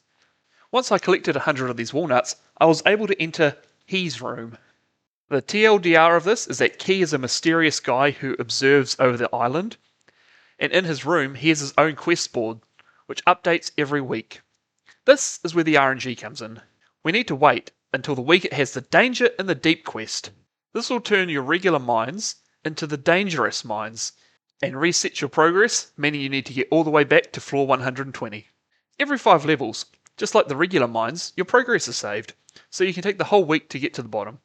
I found that the hardest part of the caves were the jungle levels, where there were these spider enemies that had a really random pathing, as well as questionable hitboxes and the ability to prevent you from healing, which did lead to a couple of deaths. However, once I reached the bottom of the mine, I netted the achievement. Out of the few achievements left, the next one that I unlocked was for reading all of the books. Now this sounds, again, very simple, but as I said earlier, nothing in this game is simple. Between random drops during my normal gameplay and visiting the bookseller whenever he was in town, I was only 3 books away. Whilst one required me to grind for diamonds, which might have taken a week at most, 2 of these were random drops. You could collect these books from mystery boxes and artifact troves, and this took a whole nother in-game year for me to find them. The penultimate achievement was for acquiring the Infinity Blade from the Forge. All you need are 60 Cinder Shards, which you can farm in the Ginger Island volcano, and 3 Galaxy Souls. The Galaxy Souls make this a whole lot harder, as there are 2 ways that you can get them. First, you can spend 40 Key Gems, which is the currency you are rewarded for completing Key's quests, or they have a very low drop chance from enemies in the dangerous mines. I found it easier just to grind for the 120 Key Gems that I needed, only for a Galaxy Soul to drop the day after I crafted the Infinity Blade. And then there was one. The very dreaded achievement of achieving perfection. Let's break this down. There are 11 tasks for me to complete, each giving a different percent when completed, totaling 100%. Ship 1 of every item. This wasn't so bad, as a majority of these are crops, and while I was mostly done with this when I began to work on this, there were a couple of items that did take a little while to get. The caviar. Whilst I could have focused on fishing for sturgeon, the only fish to provide me with roe that makes caviar, I instead made a fishing pond. This required me to do a couple of quests for the fish in it, but before long it was giving me roe which I was able to make into caviar. This took a few weeks to do. In-game weeks, but it wasn't difficult, just took a little while. Green tea/green tea leaves. This one was my fault. I thought that once you got to enough hearts with Caroline, you'd get a cutscene that let you access her sunroom, where she grows her tea plants. Turns out, you just had to enter the tea room, and then you would get the cutscene, so I was waiting for this cutscene to play, and it just would never play, because I hadn't entered the tea room. Mystic Sap. To get Mystic Sap, you need to place a tapper on a Mystic Tree. To get a Mystic Tree, you need a Mystic Tree Seed. To get a Mystic Tree Seed, you need to unlock Foraging Mastery, which is done by earning XP once you are at max level in all 5 skills, and then craft it. Now, I crafted the seed, fertilised it, and let it grow. However, about 4 days after it was fully grown, only a couple of days away from giving me sap, it was struck by lightning, which felled the tree and made me have to craft another seed and start again. Reach level 10 in all 5 skills. This was really piss easy to do. I think I had done this before I'd completed the Community Centre bundle. You get basically XP for doing anything in Stardew Valley, and the 5 things you had to do were forage, crop growing, mining, fishing, and battling. Very, very easy. Find all star drops. As I mentioned earlier, you unlock star drops by doing specific tasks, and a lot of the tasks I'd already completed because they were just the basic things. However, there was only 2 that I was missing. Finish the museum collection, which I've already said is an absolute bitch to do, but the second one was also a task on my perfection list. Catch all fish. Each season has a different batch of fish that are available to be caught, which I mostly completed during year 1. As I leveled up my fishing skill, catching some of these harder fish were a lot easier to do. Plus, I needed to get to level 10 to unlock the ability to catch the final legendary fish. Whilst all of the legendary fish are difficult to catch, it was only the octopus that truly gave me any trouble to catch. Reach maximum friendship with everyone in town. You gain friendship points by giving people gifts, especially gifts that they like, and also by talking to them. While I'd actually got to maximum friendship with quite a lot of people in town, the last few required me just to run around town every week giving them their gifts, and then sleeping until the next week so I can give them more gifts. Cook every recipe. You receive recipes from townsfolk at specific levels of friendship, so obviously I'd got them all from that previous task, as well as 1 recipe a week by watching the Queen of the Sauce every Sunday. Best of all, if you're like me and you've missed a week or 2, you can watch a rerun on the Wednesday, which will give you any missing recipe. That's the easy part. The hard part is collecting all of the items and ingredients that you need to cook all of these recipes. A lot of these are easy, requiring crops that you've grown on your farm or stuff that you can buy from the general store, but when you need stuff like mangoes and bananas, which are only available on Ginger Island after completing certain quests, that makes it go a bit longer. Craft every item. While this is very similar to the previous task, there are so many more ways to unlock crafting recipes, such as reaching a certain level in a skill, unlocking mastery for a skill, upgrading your house, buying from stores, using key gems to unlock, donating to the museum, reaching a specific heart level with townsfolk, completing quests, completing special orders. This isn't too hard to keep track of, as the game lets you know if you've crafted an item or not, but I did have a few issues with some of the items. All of the key gem items required more key quests to be done, most of which can take up to the entire week to complete. I needed a total of 16 dragon teeth for a lot of my crafting stuff, and while 15% is a decent drop chance, the enemy spawning itself is quite rare, so this took about an in-game month to grind out all of the teeth. Despite having collected all of the rare crows, which should give me the recipe for the super rare crow, the weeds had destroyed a couple of them, meaning I had to go and recollect them before I got that crafting recipe. Complete all of the monster eradication goals. All that is required is to kill a set amount of enemies.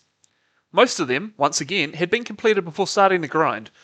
In fact, I only had 2 enemies left to kill, neither of which spawned on the main island. The first one were the magma sprites, which spawned on the volcano in Ginger Island. This took a couple of days to complete, but they weren't too hard to defeat. The last one, however, took a couple of weeks.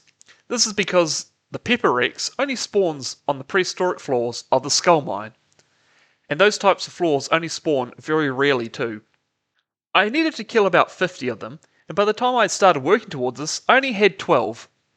I would teleport to the Skull Mines and blast my way through them until the end of the day, killing all of the Pepper Rexes I could see.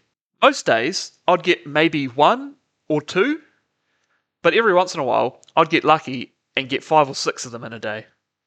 Find all 130 golden walnuts. As I had mentioned earlier, I'd already needed to collect 100 of them to get into Key's room, so there was only a few left to collect. Most of the remaining walnuts I would get from a giant frog who asked me to grow 3 specific crops on the farm on Ginger Island. And then we have these two. Build all 4 obelisks. And build the golden clock. While collecting the items to build the obelisks aren't too difficult, aside from the aforementioned dragon's teeth, it's the money that makes these difficult.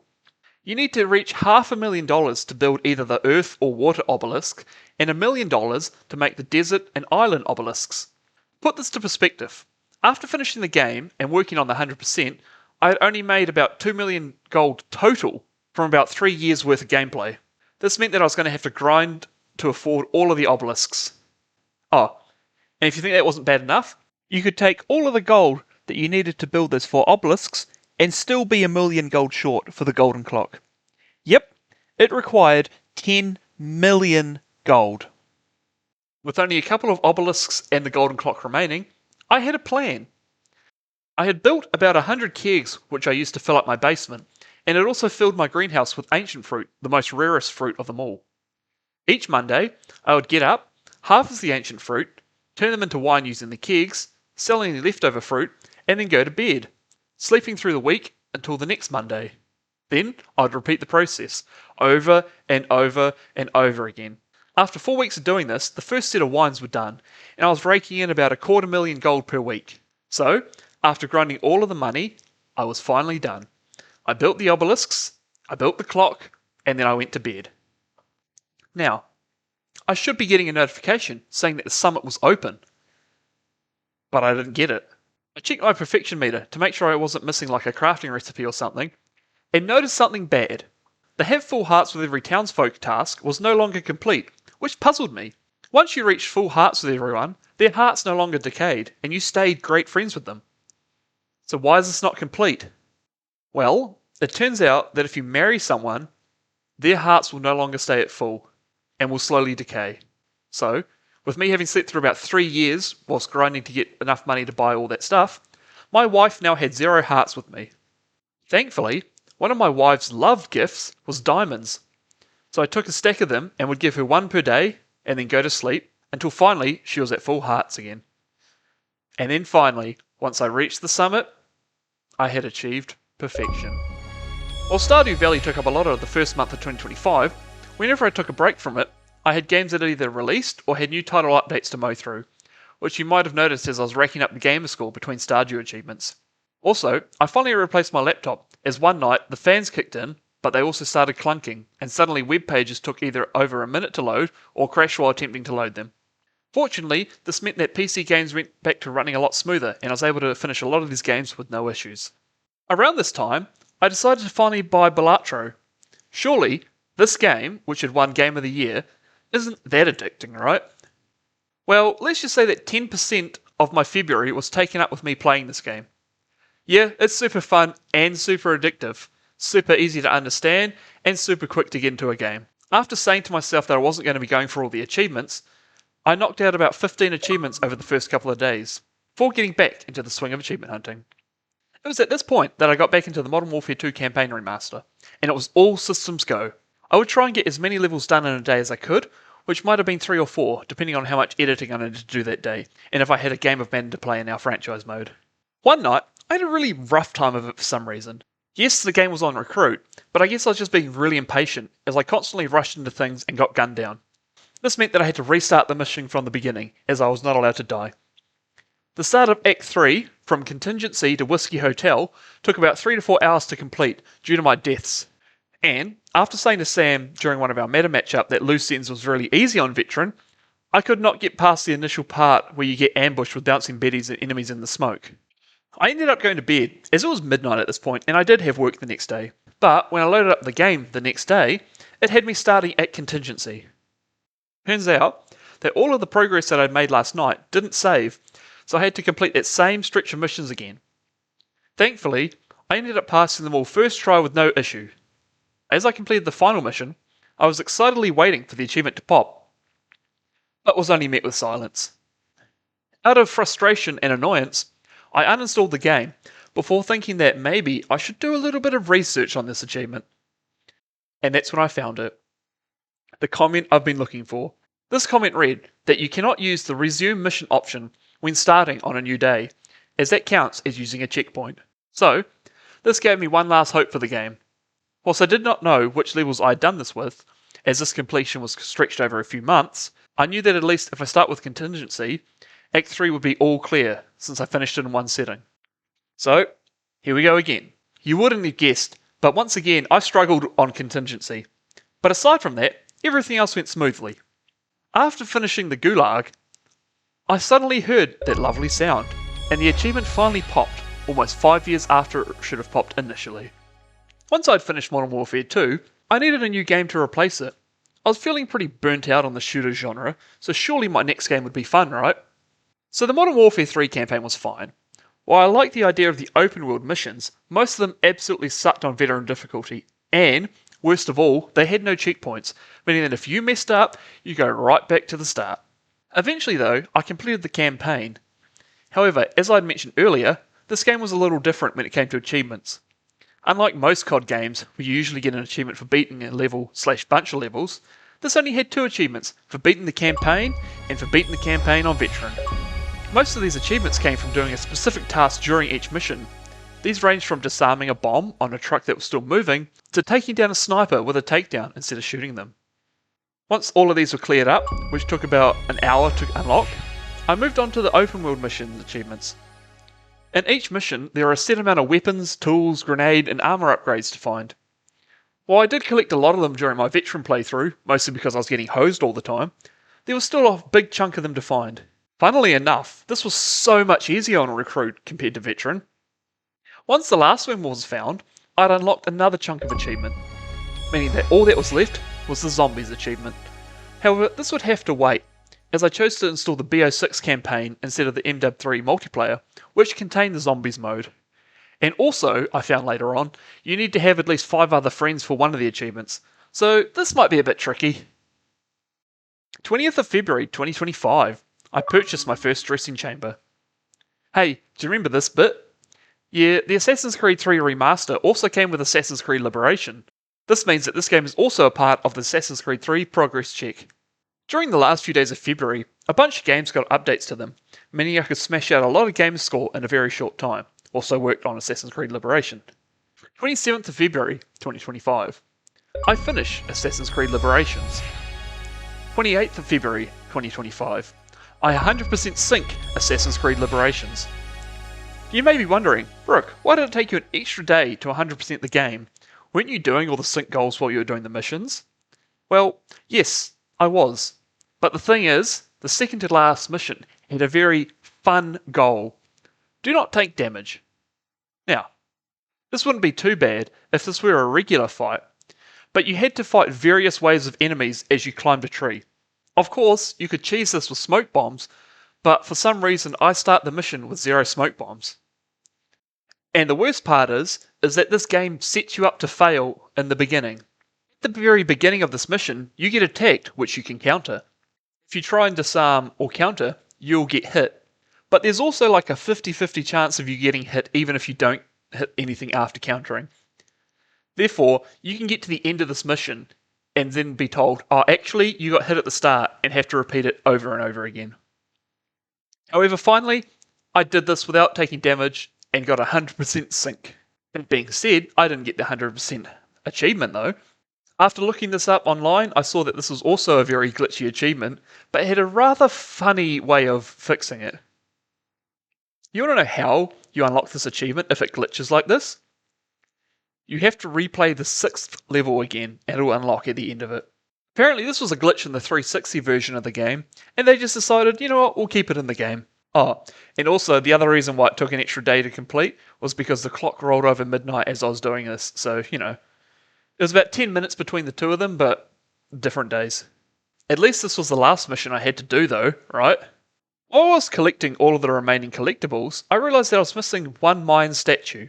8 of them are located in the hub world, with the remaining 2 being located in missions. Whilst one of these missions weren't too difficult to breeze through, I was dreading it being in the other mission. This mission is arguably the worst mission in any Assassin's Creed game. You see, all you have to do is pilot a canoe through some rapids before swimming through some caves. Doesn't sound too bad, right? Well, the canoe controls like absolute shit. Multiple times, I would be holding left to, you know, go left, and the fucking thing would do a 270-degree right turn to turn left, like motherfucking Zoolander. And while the canoe does take a solid amount of hits to get destroyed, you can easily get stuck on a rock and take anywhere from 2 to 7 hits all at once. The way you're supposed to do this is to use the right trigger to turn. However, once you round a corner, there's a good chance you'll be going too fast and then smash into a different wall or a sneaky stalagmite coming up from the riverbed. Thankfully, after this horrid experience, there's a checkpoint, because the swimming section is also pretty trash. You shouldn't die if you take your time, but you know me, I died about 3 times doing this. But hey, at least I wasn't the only one who missed this collectible. After getting that last collectible though, I decided to give the game a little bit of a break. That last mission really broke me, and I needed to collect myself. Of course, while all of these games were almost taking up all of my time, I would see multiple notifications on Sure Achievements for games getting new 1000 gamerscore updates, and at the start of March, I decided to do some of them. A lot of these took mere minutes, including getting 8000 gamerscore within the space of about 2 minutes through the use of a cheat code. A lot of games have cheat codes to make your achievement hunting piss easy, but in Debitor and Stunt Paradise, it is ridiculous. For Debitor, all you need to do is hit the plus button to complete the current level. Sounds easy enough to do on PC, but how do you do it on console? Remember in the first Road to 1 million how I said I had that USB keyboard? Yeah, I just had to plug that into my Xbox, and boom, works for there too. On the other side of the spectrum, in Stunt Paradise, all you have to do is press A, and X, and Y, and B, and both triggers and both bumpers all at the same time. Doing this will not only give you 10,000 coins, but unlock all of the achievements. However, they will not pop until you buy the first car with the coins that you've just been given, then force quitting the game and reloading it. This will trigger the game to unlock all of the achievements, which gave me 1000 gamerscore on Xbox and a total of 4000 gamerscore on PC. Man, I really wish I knew about this before spending hours on this game on Xbox. All of these brought me closer to my next milestone of 1.8 million, which I hit in the game Crimson Spires. Stack 'em up. During this video, I've mentioned playing certain games on PC and some on Xbox, each with a different stack, but I haven't really explained what a stack is. Well, basically, it's playing the same game, except it's been released for a different console. So let's use Minecraft Bedrock version for example. There's a PC version, an Xbox version, an iOS version, and a Nintendo Switch version. While each of these games are the exact same, you can unlock achievement for each version of the game. This means that you might unlock an achievement on the iOS version, but you still need to unlock it on the PC version. This is completely different to games that can be played on PC and console, such as Old Man's Journey. I use this as an example because this is one of the few games that I've played on both PC and console to get all the achievements in.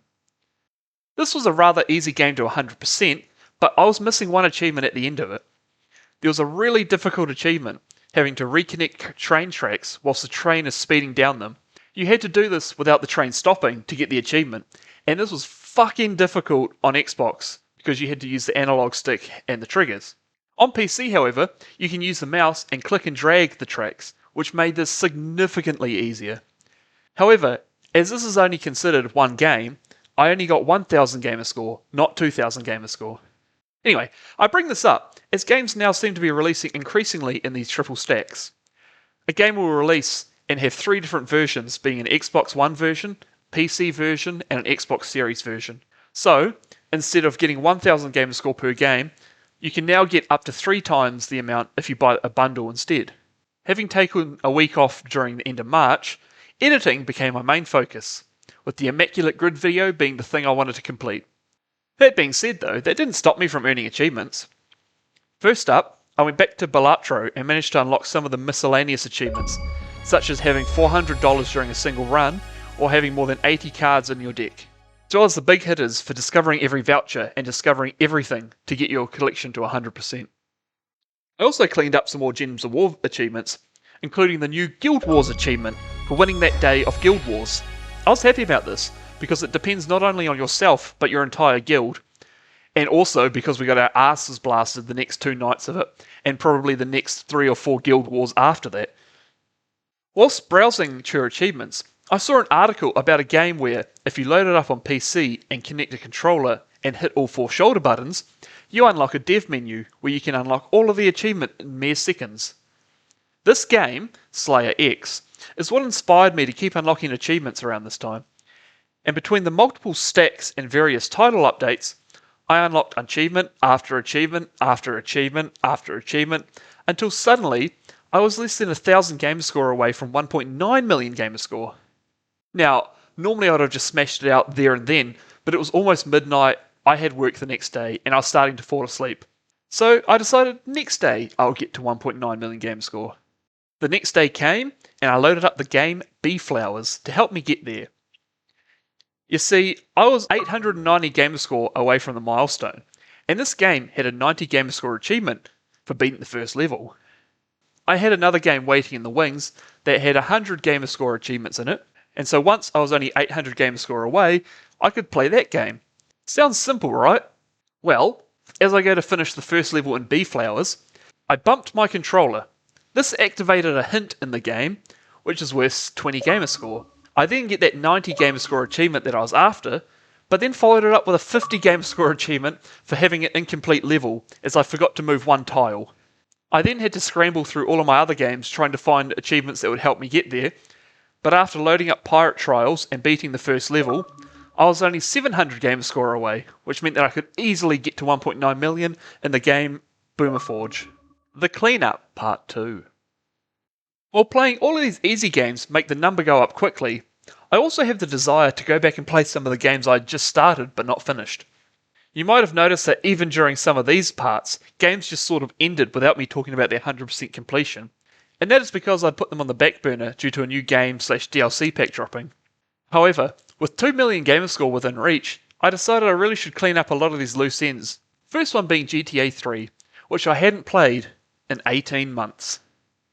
Thankfully, past Brooke was really helpful and had created a checklist of things to do to get to 100%. And at the top of this list was the main reason I stopped playing this game so long ago. The driving mission Gripped. You take a Patriot, which is the GTA version of a Hummer, and you must drive around collecting these rings in the allotted time. Except this is all off-road driving, in a game where the driving is notoriously janky. Oh, and worst of all, my save had it that so halfway through this race, it would rain, making driving uphill somehow so much harder. I had a near perfect run ended by this, with the car unable to climb up a hill, but finally I managed to knock this out as well as doing the RC missions, and unlock my first achievement in the game since 2023. Fun little fact here, I've actually never unlocked an achievement in GTA 3 during an even-numbered year. 2021 is when the game dropped, and this was the game I initially played before going to play GTA Vice City and San Andreas. Then, in 2023, I picked it back up, before not touching it again until now. I was feeling pretty good about myself, having made sure that I had completed any missions on each island before doing the missions to turn the gangs against me, until I realised my huge mistake that I had hinted at earlier on in this video. I forgot to do the rampages. And while yes, I know that the gangs will attack you anyway once you start the rampages, they would be using weaker guns. Like the Triads would be using pistols, not SMGs, and the Mafia would be using SMGs, not shotguns. Good thing there was a little quirk that allowed you easier completion of rampages. If you have a wanted level, the gangs will not attack you, and if it's only a 1-star, the police won't be shooting at you, they'll be chasing you. All you need to do is get a 1-star wanted level, have a policeman chase you to the rampage icon, nudge him to the ground with your car, park over top of him, and then start the rampage. Sounds simple, right? Well, after about an hour of not being able to get this to work due to either the policeman dying, me getting busted, or me getting absolutely obliterated by the Mafia shotguns, I just gave up and headed over to Vice City. I wanted to focus on some of the easier achievements left in this game, and one of those was doing the vigilante missions. Both this game and the previously mentioned GTA 3, the easiest way to complete these missions is to use a tank. How do you unlock the tank? You need to collect 90 of the 100 hidden packages. So, following a guide, I went off and collected all 100 hidden packages. Or at least that's what I would say if I wasn't somehow missing one. However, I wasn't too worried at this point, as now I was able to use the tank to do the vigilante missions. And boy, this makes it piss easy. Any car you touch explodes, and with anyone just out of reach, you blow them up using your tank cannon. Best of all, your tank is bulletproof and almost indestructible. Why do I say almost? Well, if you drive off a ledge and land on your roof, your tank will blow up. If you do it again, it'll blow up again. Yes, this happened to me not once but twice whilst attempting the vigilante missions. And while I wasn't able to complete them, I was able to get the achievement for causing $1 million worth of damage. God fucking damn it, Ubisoft. After completing a bunch of title updates, I decided to start a new game that I'd heard a lot of good things about. Avatar: Frontiers of Pandora. This was described as a Far Cry-esque game, which instantly sold me on it. Furthermore, it had just gone on sale, so why not buy it now? After a couple of days of playing this though, I would definitely say this is more of a latter-day Assassin's Creed game. And considering I rushed through Origins and gave up on Odyssey, I didn't expect to continue much more in this game. Just before going to bed, I destroyed one more RDA installation. I didn't realise it at the time, but this was my 10th one destroyed, and so I earned an achievement for this. This achievement popped as I was turning off the Xbox, and as I was already half asleep, I thought I misread it, so I quickly grabbed my phone to check my Xbox notifications. Unfortunately, I hadn't. This achievement was worth 36 gamerscore. Yes, this is one of those games, with non-divisible by 5 gamerscore achievements. Previously, I had ran into games like this twice, being Mad Max and Overcooked. They required me to play some other games just to get that number back to being divisible by 5. This has given me a really funny visual of my Civ Revolution gamerscore being a whopping 3 gamerscore total. Usually, I avoid games like this. Like, I have not gone back to play either of the previously mentioned games, and if I play a game that does have uneven gamerscore, it's usually because it's a quick completion. Not this game though. Now, I could just find a game that has achievement that ends in 4 and then give up on Avatar, but I was determined to finish this game. That being said, there's a total of 15 achievements in this game that are worth 36 gamerscore, so if I do give up on this game or want to, move on to something else, I only need to complete 5 achievements to fix my gamerscore. The Cleanup, Part 3. As I began to close in on the 2 million gamerscore mark, I decided that I not only needed to make a list of some of the games that I've started, but actually stick to this list too. I ended up with a list of about 10 games, which I ended up cutting down to 6 due to time constraints. The games, which had survived the cut, all have various amount of gamerscore remaining for me to unlock, and they are Skyrim, Headbangers from Holiday Hell, Lego Marvel Superheroes 2, Power Wash Simulator DLCs, Cult of the Lamb, Hitman Absolution. I chose Skyrim to be the first game on the list that I worked on, as I had already done quite a lot in this game. I finally completed that one mission that I had started in the Dawnguard DLC before starting my new playthrough. I was still missing 2 Dawnguard DLC achievements, but neither of those required me to do the main story, so I was fine with this. I was, however, a little annoyed by having to do this, so my big plan was to do the potion glitch and breeze through the game that way. Of course, that being said, it took me about 10 hours before I even thought about doing this, because I was, again, having too much fun in the game. Also, I was spending a lot of time trying to do the companion quest to unlock the ability to become a werewolf, as I needed that to unlock some more achievements. Once I was able to turn into a werewolf, I spent the rest of the night running around Skyrim hunting down anyone I could find and attack and feast on.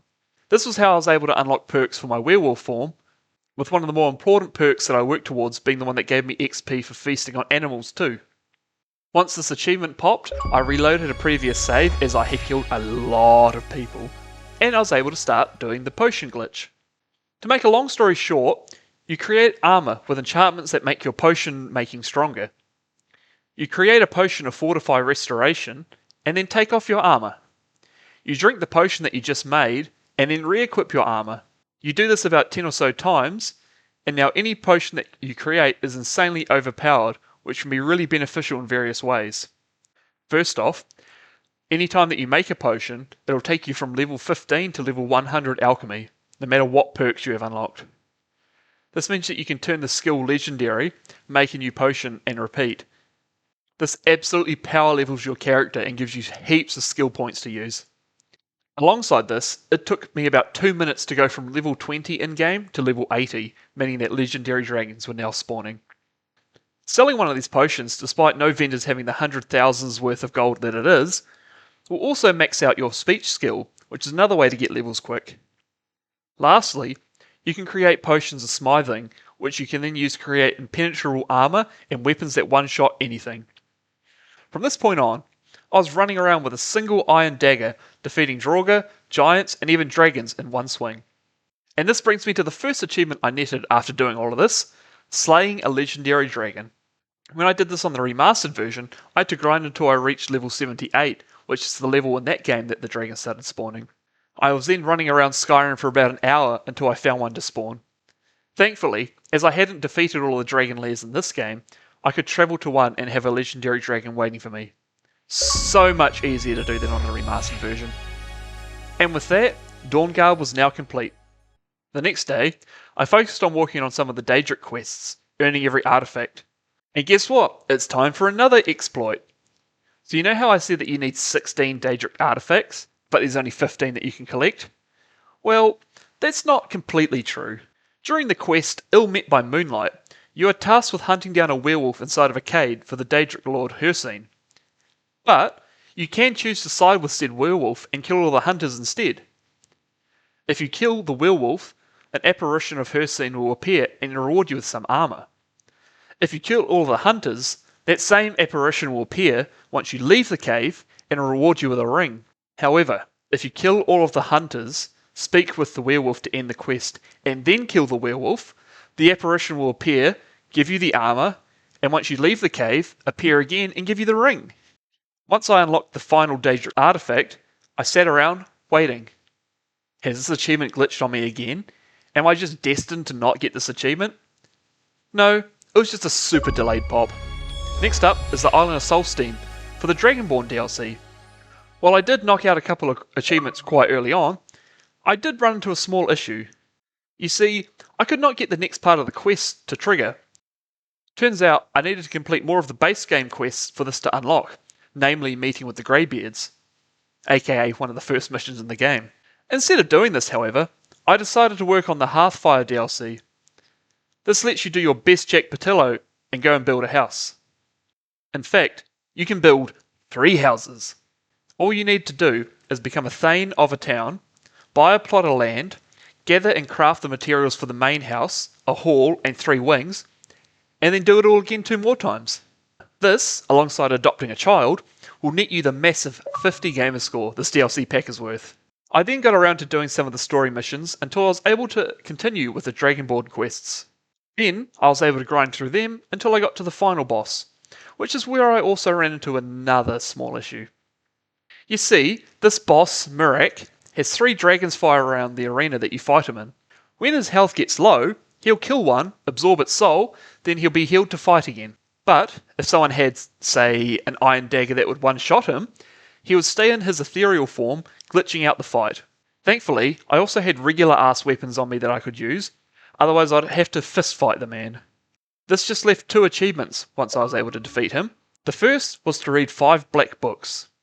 I had already read 4 of them during my playthrough, so all I needed to do was to breeze through a certain dungeon to find the last one. This just left the achievement to tame and ride 5 dragons.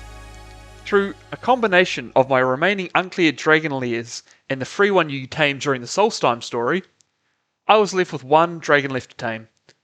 So around Skyrim I ran, trying to find 1 more dragon, until I remembered that I could find dragons at any dragon lair I had cleared too. which means finally, 11 years in the making, Skyrim was 100%ed. After a few hectic weeks at work, I was in an interesting situation. I knew I had to be cleaning up these previously mentioned games, but whenever I'd get home, I didn't feel like doing any of the grinding needed. So, I would usually just play either Gems of War, Balatro, or Power Wash Simulator, and rotate between those three. This is because all three of these games are able to be picked up, played, and then put down for the next time I pick them up. Thankfully though, Power Wash Simulator was on my list of games to beat. But, whilst I was smashing out achievements in the DLC packs that I'd already talked about, this was my only source of gamerscore, so the achievements kinda dried up. However, after coming home from seeing a movie, I know, Brooke going to the cinema in the big 2025, I turn on my Xbox. My controller must have been leaning on a button, so it scrolled across, stopping on some game recommendations. That's where I saw a game called DPS Idle. An idle game that would be perfect for me right now, as I can have it going while I work on some editing. At least, that's what I thought, until I looked it up and saw that it only takes an hour to 100%. There are optimal routes to take to blitz through these games, and with this game also having a PC version, I get both that and the Xbox version going, whilst I work on the script for this video, and by bedtime, I have 100%ed both of those games. Well, kind of. You see, there is one achievement left in both versions, which is to return to the game after waiting 6 hours. I could change the time on my laptop to get this achievement on the PC version, but this doesn't work on the Xbox version. So I just go to bed, and when I wake up, I load up the games again and those achievements pop. Easy enough. Following this, a list on true achievements caught my eye. You see, when you view a game on their website, any article that features said game will appear beside it. And one that caught my eye was free Xbox games with easy gamerscore. And you know what I find in it? Another idle game. This time called Grim Idle. So, once again, I work on the script as the game runs, and once again, these have a wait X amount of hours achievement. Although this time it's a massive 12 hours. Whilst I wait for those 12 hours to be up, I decide to clear out the title updates that I've missed in the last month or so, needing me a quick 12,000 gamerscore before smashing out a few more easy games. The next morning, I wake up and load up both versions of Grim Idle to get my achievements. While the Xbox One version popped right away, the Xbox Series version didn't. And that's when I realised that this game was left on quick resume. So while I hadn't played the game in over 12 hours, the game thought I was still playing it as it was on quick resume. This meant that I had to close out the game and return to it in another 12 hours time. I spent the rest of that day though, grinding through Avatar as well as knocking out even more easy games. Finally, after a week of grinding out this goddamn game, I get the next two Avatar achievements and I'm back to having a normal number gamerscore. Can I just say though, almost all of the 36 gamerscore achievements are tied to side content, right? So you think you could focus on the main story and not be worried about the weird gamerscore numbers, right? No. There is one achievement for completing a main story mission that is worth 36 gamerscore. Worst of all, it's a secret achievement. So if you didn't unhide the secret achievements while looking at the achievements for the game, you might have missed it and thought, oh, this is going to be fine. After knocking out the final couple of achievements in Power Wash Sim, the next game to clean up was LEGO Marvel Super Hero 2. Despite having 70 hours in this game, I wasn't even 60% of the way through it. So yeah, this will take some time. I start off by doing a lot of the remaining quests, as once you complete them, you unlock a character, which unlocks the Gwenpool levels, which unlocks extras that display arrows that indicate where all the collectibles are. While I do not finish all of these due to me requiring other characters to be unlocked, I am able to buy all of the extras. Using this, I clean up all of the DLC achievements after a busy 6-day work week, and then follow it up with hunting all of the collectibles in the main missions. While I'm not a fan of how the later LEGO games pad out their rosters to make it seem bigger, seriously, there are so many characters in the game that all have the same ability and do the same thing. What I do like is that when you're near an object that requires a certain ability in free play, when you go to switch to the character, it'll automatically start you on a character with that ability. For example, Iron Man has the ability to blow up silver items. If I stand near a silver item as, say, Captain America, and then hold Y to switch, the character select will start me out on someone like Iron Man. That being said, speaking of Iron Man, he is one of the more annoying characters to use, all because of his transforming gimmick. A lot of superheroes have this gimmick where, if you hold down Y to switch characters, they'll transform or change into their civilian outfit, meaning you have to hold down Y again. And Iron Man is one of the worst, especially if you changed accidentally, because returning to Iron Man from Tony Stark is obnoxiously long. Once all of the mini-kits were collected throughout all of the levels, I just had the cleanup of the hub world left. I decided to leave that for the weekend so I could smash it all out in a day. To fill the space between then and now, I returned to another game that I probably should have put on my cleanup list, Plague Inc. During the 1 million game score video, I mentioned that I spent a lot of time in this game and had a decent chunk of the 187 achievements unlocked. I'm not sure, but I think I also mentioned that a certain achievement for causing a sushi panic in Japan was glitched, and despite me getting the pop-up in game, which should have unlocked it, it never unlocked. Well, fast forward to today, and I decided to go for it again, using a different guide. Within 2 minutes, the achievement was mine. This motivated me to complete a few more achievements, leaving just 5. These all required multiple playthroughs to either unlock the achievement or unlock the bonuses needed to complete them. Besides, the weekends just rolled around. It's Lego time!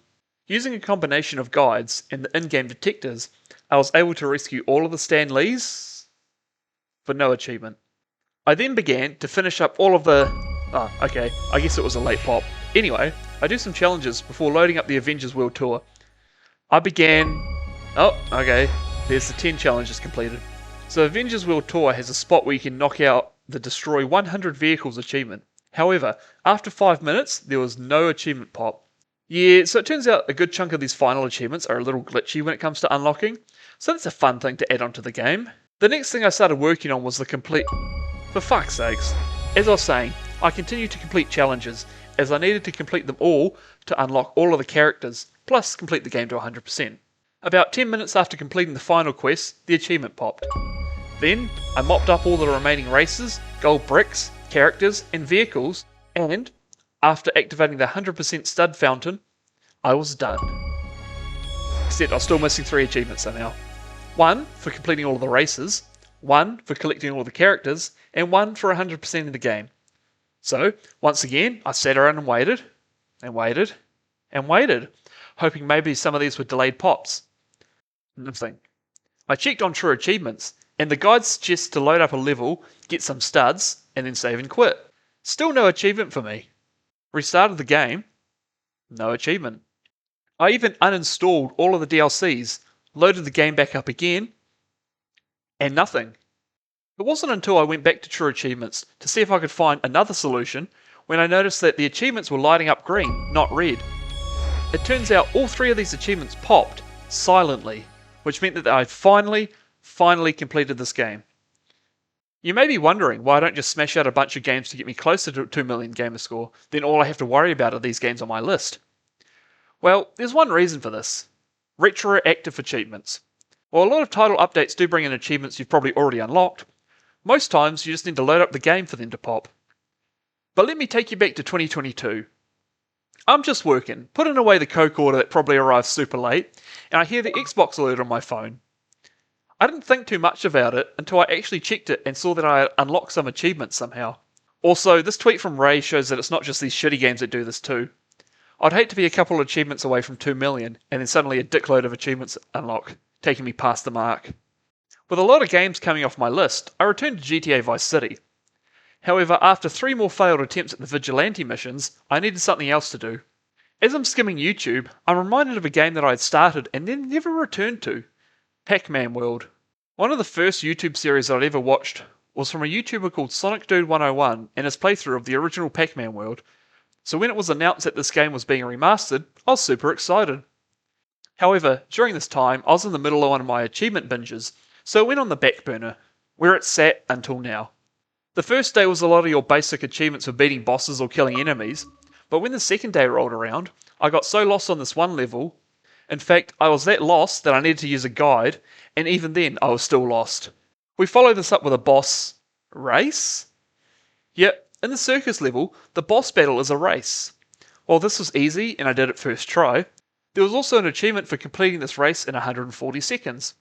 Do you want to know how fast I did it in my first attempt? 141 seconds. Do you know what time I couldn't even get close to for my next 10 attempt? 141 seconds.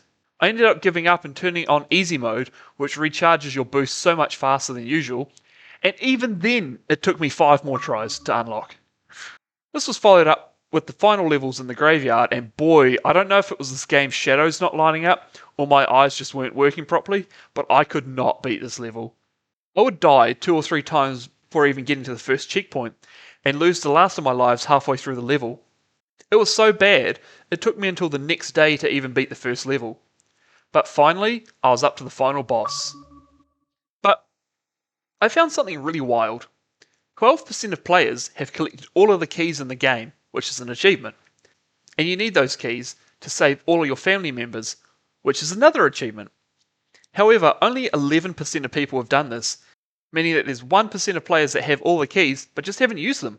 And furthermore, of those 11%, only 64% of those people have talked to each of the family members in the game. I was shocked when this achievement popped and it was a rare one. You're telling me that 30% of players have an easy achievement that would take 1 minute to unlock, but instead decided, nah, I don't think I'll do that. Once the weekend rolls around, I was able to grind out most of the longer achievements, leaving only a couple left. After having just completed all of the mazes, I unlocked the Maze Marathon mode, where you have to complete all of the Pac-Man mazes at once. I entered with 13 lives, and I was down to my last one with about 4 mazes left to do. While I had been cornered and caught by the ghosts maybe once or twice, I lost most of my lives due to the random hazards around the map, whether they be fireballs, hot steam, or falling meteors. I suffer a couple of near misses, but thankfully I complete the final race, unlocking the achievement. The next achievement really sucked. It's for completing all of the bonus levels. Each world has a bonus level, for a total of 6 bonus levels. As I've said multiple times during this video, doesn't sound too tricky, right? Well, the only way to access said bonus level is by collecting all of the Pac-Man letters in a level and then finishing the level. Then, you get one shot, one opportunity to complete it. You have to collect all of the fruit in this bonus level, but if you run out of time, you'll have to go through the entire level collecting all of those letters again, just to attempt to beat it again. I had only completed 2 of them, and was able to knock out 3 more that night, but the only level I struggled with was of course the boss mansion level. This involved fruit floating around coffins, which would disappear when stood on. This meant that you need to time your jumps especially well, something I just could not do. And, if that whole world wasn't cursed already, when I finished the achievement, it never popped. I checked the progress bar on Xbox, and it was still saying 83%. I thought that this achievement might have glitched, but a minute later the achievement popped on my phone. Unfortunately though, I must say that this is where this game will end, for now at least. Out of the remaining 3 achievements, 2 of them require multiple more playthroughs of these levels that I had been grinding the last few days. I'm just not in the mood to keep doing that. Also, the final achievement is to beat 9 levels of the classic Pac-Man mode, and considering I can barely beat 2 levels without losing all my lives, this will be one I'll have to come back to. With only 3 more games left on my list, but less than 6,000 gamerscore away from 2 million, of course the next game I try and complete was not originally on my list. Cult of the Lamb. Aside from the base game, there had been 2 free DLCs added to the game for me to knock off. When I first played the game, I thought that I got close to defeating the final boss, but had a lot of struggles with glitches and never really got around to coming back to it. This time, I decided to start a new game and play on easy, mostly because I've done all this before, but because there are achievements for defeating bosses without taking a hit. I never even got close the first time playing through this game, but the difference between easy and normal is noticeable. Sure, I wasn't actually able to defeat any of the bosses without taking a hit during the initial boss fight, but compared to the multiple attempts and never even getting close from my original playthroughs, this is fine. One of the things I really like about this game is that you can name all your cultists, which can lead to some really funny situations. I decided that for this playthrough I was going to name my cultist after NFL QBs, and this led to situations such as Anthony Richardson repeatedly requesting me to make CJ Stroud eat bowls of poop, Jordan Love being put in jail because he kept trying to cause dissension within the cult, and Aaron Rodgers dying one day after being indoctrinated into the cult because he was already old. While I did plan to just get through the main story and then go back and clean up achievements, some quests had me go back through the worlds I'd already completed, so I decided to try the boss battles again, managing to beat the first 2 bosses without taking any damage. Eventually though, I defeated the 3rd boss, followed by the 4th boss, while I realised I hadn't actually defeated this boss in my original playthrough, as I got 2 achievements. Finally, I was able to defeat the main boss and complete the game. It was at this point where I had a little look through the settings and realised that with the new DLC updates, new accessibility options had been added to the game, including infinite health. While I did not have any issues with dying during the main story, this would have really helped me defeat the 3rd and 4th bosses without taking damage.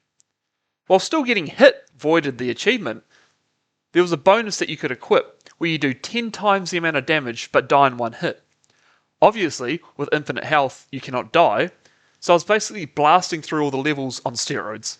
Plus, almost all of the achievements that remained were for collecting all the collectibles, which included follower skins, tarot cards, fleeces, relics, outfits, and lore. I made sure that during my weekend off, I unlocked all of the achievements relating to beating all of the bosses without taking damage, as well as hatching 5 eggs and bringing all of the bosses into my cult. All that really remained now was just to collect all X amount of collectible achievements. For most of these achievements, I had already collected the bulk of the items I needed. For example, the first one of these achievements I unlocked was to collect all the relics. There are 57 relics in the game, and I collected 54 through regular gameplay. Aside from trading with who I renamed Tom Brady, which is where most of the collectibles I needed were, I needed to harvest meat from 5 dead followers. While I could just murder my followers, I had a lot of elderly cultists, so I just let nature run its course and reaped the meat. For collecting all of the fleeces, you need to complete missions with the non-cult NPCs, alongside trading with Tom Brady. This will reward you with a piece of a holy talisman, and you require 4 pieces to make a full one, which you then trade to get different fleeces. I managed to get all of the pieces from Tom Brady before completing all of the NPC quests, which I did not expect at all. I redeemed the final talisman and nothing happened. So it turned out though that I might have missed a fleece at the bottom of the screen. Thankfully, it only required 10 sin to unlock, which I had an abundance of, so within a few seconds I had this achievement unlocked. Not long after that, I unlocked all the achievements for collecting all the outfits. Fun fact, I should have popped this earlier, but I made a little bit of a whoopsie. So, one of my outfits is the Knight outfit, and to unlock, you turn a cultist into a heart-shaped demon, and randomly, when cleaning rooms, the outfit would unlock. I saw the outfit had been dropped, so I continued on my way, except I actually forgot to pick up the said collectible that would unlock the outfit, so it took me a second run through to unlock it. Next up was collecting all of the lore. While I collected some of the lore, I was missing most of it still. The reason for this is that to find lore, you need to find these certain totems, hit them with your weapons, and then enter the new room. From here, you needed to sacrifice a heart to collect a new piece of lore. So, with me running around one hit away from death, I couldn't actually trade away a heart to collect them. When I did start hunting for these, I had to switch to a different fleece that gave me more than half a heart, and began grinding through the levels until I found the last bit of lore, unlocking the next achievement. This just left 2 achievements left, which is actually only 1 achievement, as the other achievement is an Unlock All Achievements achievement. I only needed to unlock 2 more skins, and I was done. I quickly unlocked the snail skin by donating snail shells to the 5 snail statues found around the 5 visitable areas. This just left the owl skin. This was a very random RNG unlock, with no easy way to unlock it. So, I just loaded up the Purgatory Boss Rush, slept on a podcast, and grinded out God Tiers until I finally got it, unlocking the final 2 achievements. June 29th, 2025, I collect all of the collectibles for all 3 personas. While one of the plans was to complete all of the games from that list and then use Assassin's Creed 3 as the game to hit 2 million gamerscore, which is why the progress tracker was such a big part of this video, a combination of bullshit AI, especially in the side games, and constant grinding, I need to buy 8 ships and a whole bunch of pocket watches, but my cash is so low, completely turned me off it. Likewise with GTA 3, the Mafia and their shotguns making rampages near impossible, and GTA Vice City, missing 1 hidden package is fine, struggling to even get a 20-second wheelie, let alone a 31, which is an achievement, is not. I wanted to finish them, but I knew I needed more time to complete them, which would then push this back longer than it should have. So, I knew it was time to start the final push. I load up Hitman Absolution with the goal to beat the game, as 3 of the 4 remaining achievements required the game to be completed. That 4th achievement was easily grinded out on the final level too, or so I thought. I was looking up something for a level that I was on, And in this guide, it mentioned that there was a part of the level that was perfect to grind out the achievement for 47 precise headshots. So, I did just that, grinding out all of the headshots, hoping to hear the achievement pop. This was one of the glitched achievements that stopped me from completing this game back in the day, and after a couple of restarts, I finally hear that sweet, sweet noise. This shows me that I should be able to unlock the remaining achievements, so off I go, completing this game for the 4th time. This game usually took a little while to get through, but I'm not sure if it was the updated AI or just good luck on my part. But a lot of the later levels, I was able to basically blitz through, just walking from one end to the other in mere minutes. Once this game was complete, I had unlocked 69, nice, of the 100 challenges I needed to complete, alongside 4 of the 20 playstyles. Haha, blaze it. So yes, I managed to hit both of the funny numbers. Of the remaining 31 challenges I needed to complete, over half of them would be for collecting the evidence in every level, which is the final achievement I needed to get. I get to work trying to unlock all of the playstyles that I need, but I ran into a few issues. For example, one playstyle requires you to kill 8 people using your point shoot ability, which is where time slows down and you get to shoot enemies in quick succession. Basically, it's just another version of Deadeye from Red Dead or Bullet Time from Max Payne. Now, I'd followed many guides for this, but none of them worked. Some guides said kill one person at a time, one guide said multiple kills within 30 seconds, one guide said only using this to kill enemies, but none of these popped the playstyle.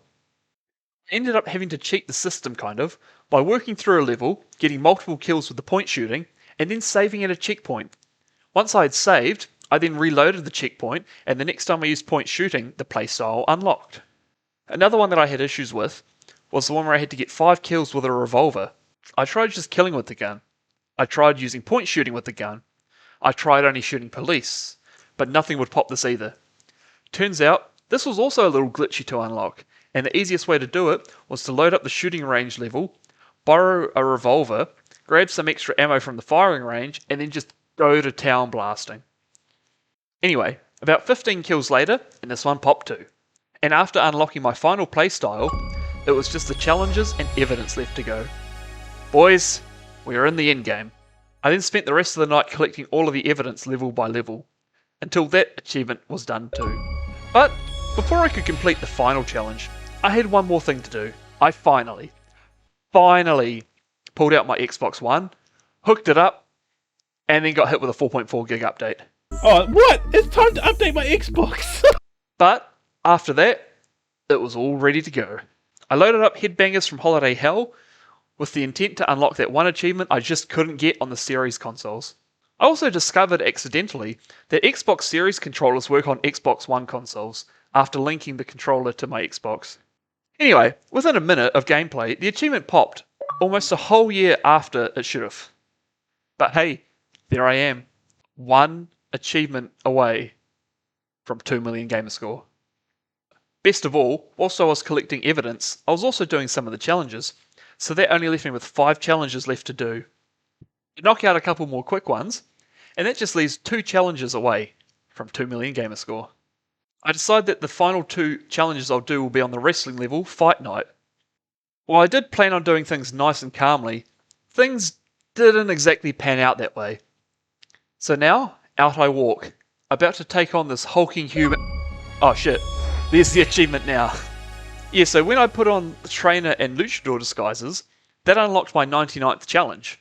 And whilst I thought the next challenge would be for beating Sanchez, it turns out all I needed to do was walk out the curtains for it to pop. And of course, if you know me, I like to send Snapchats out when I hit like these big milestones, especially 2 million. So this was my basically live reactions to this. Huh. I was just about to send a funny Snapchat being like, oh look, me going out to get my 2 millionth gamer score, but I guess that one popped. So, yeah, there we are. 2 milli on the dot. And before 12 o'clock. Hell yeah. 2 years, 3 months, 7 days. That is how long ago it was when I earned my 1 millionth gamer score. And here we are now, nearly midnight on a Monday night, as I'm typing this up, having earned my 2 millionth gamer score. So, what is the plan now? This last month or two has mostly been taken up with focusing on certain games, whilst completely ignoring others. In fact, My 0 to 30 minute folder has been filling up with all sorts of shovelware bullshit for me to smash out in one sitting. I mean, I still need to 100% GTA Vice City and GTA 3, but now I can do it at my own pace instead of being like, I need this done so I can play this game and then I can play this game. Sleeping Dogs on the 360 is on my list too. A game that I was kind of hesitant to go back to because it meant playing just on the 360. I couldn't just switch games if I wanted to. I had to lock in and do this. Also, I've got like 20 other games that I need to beat in general. Like, I haven't even started them. I've had Bioshock Infinite since like 2016 and I haven't started it.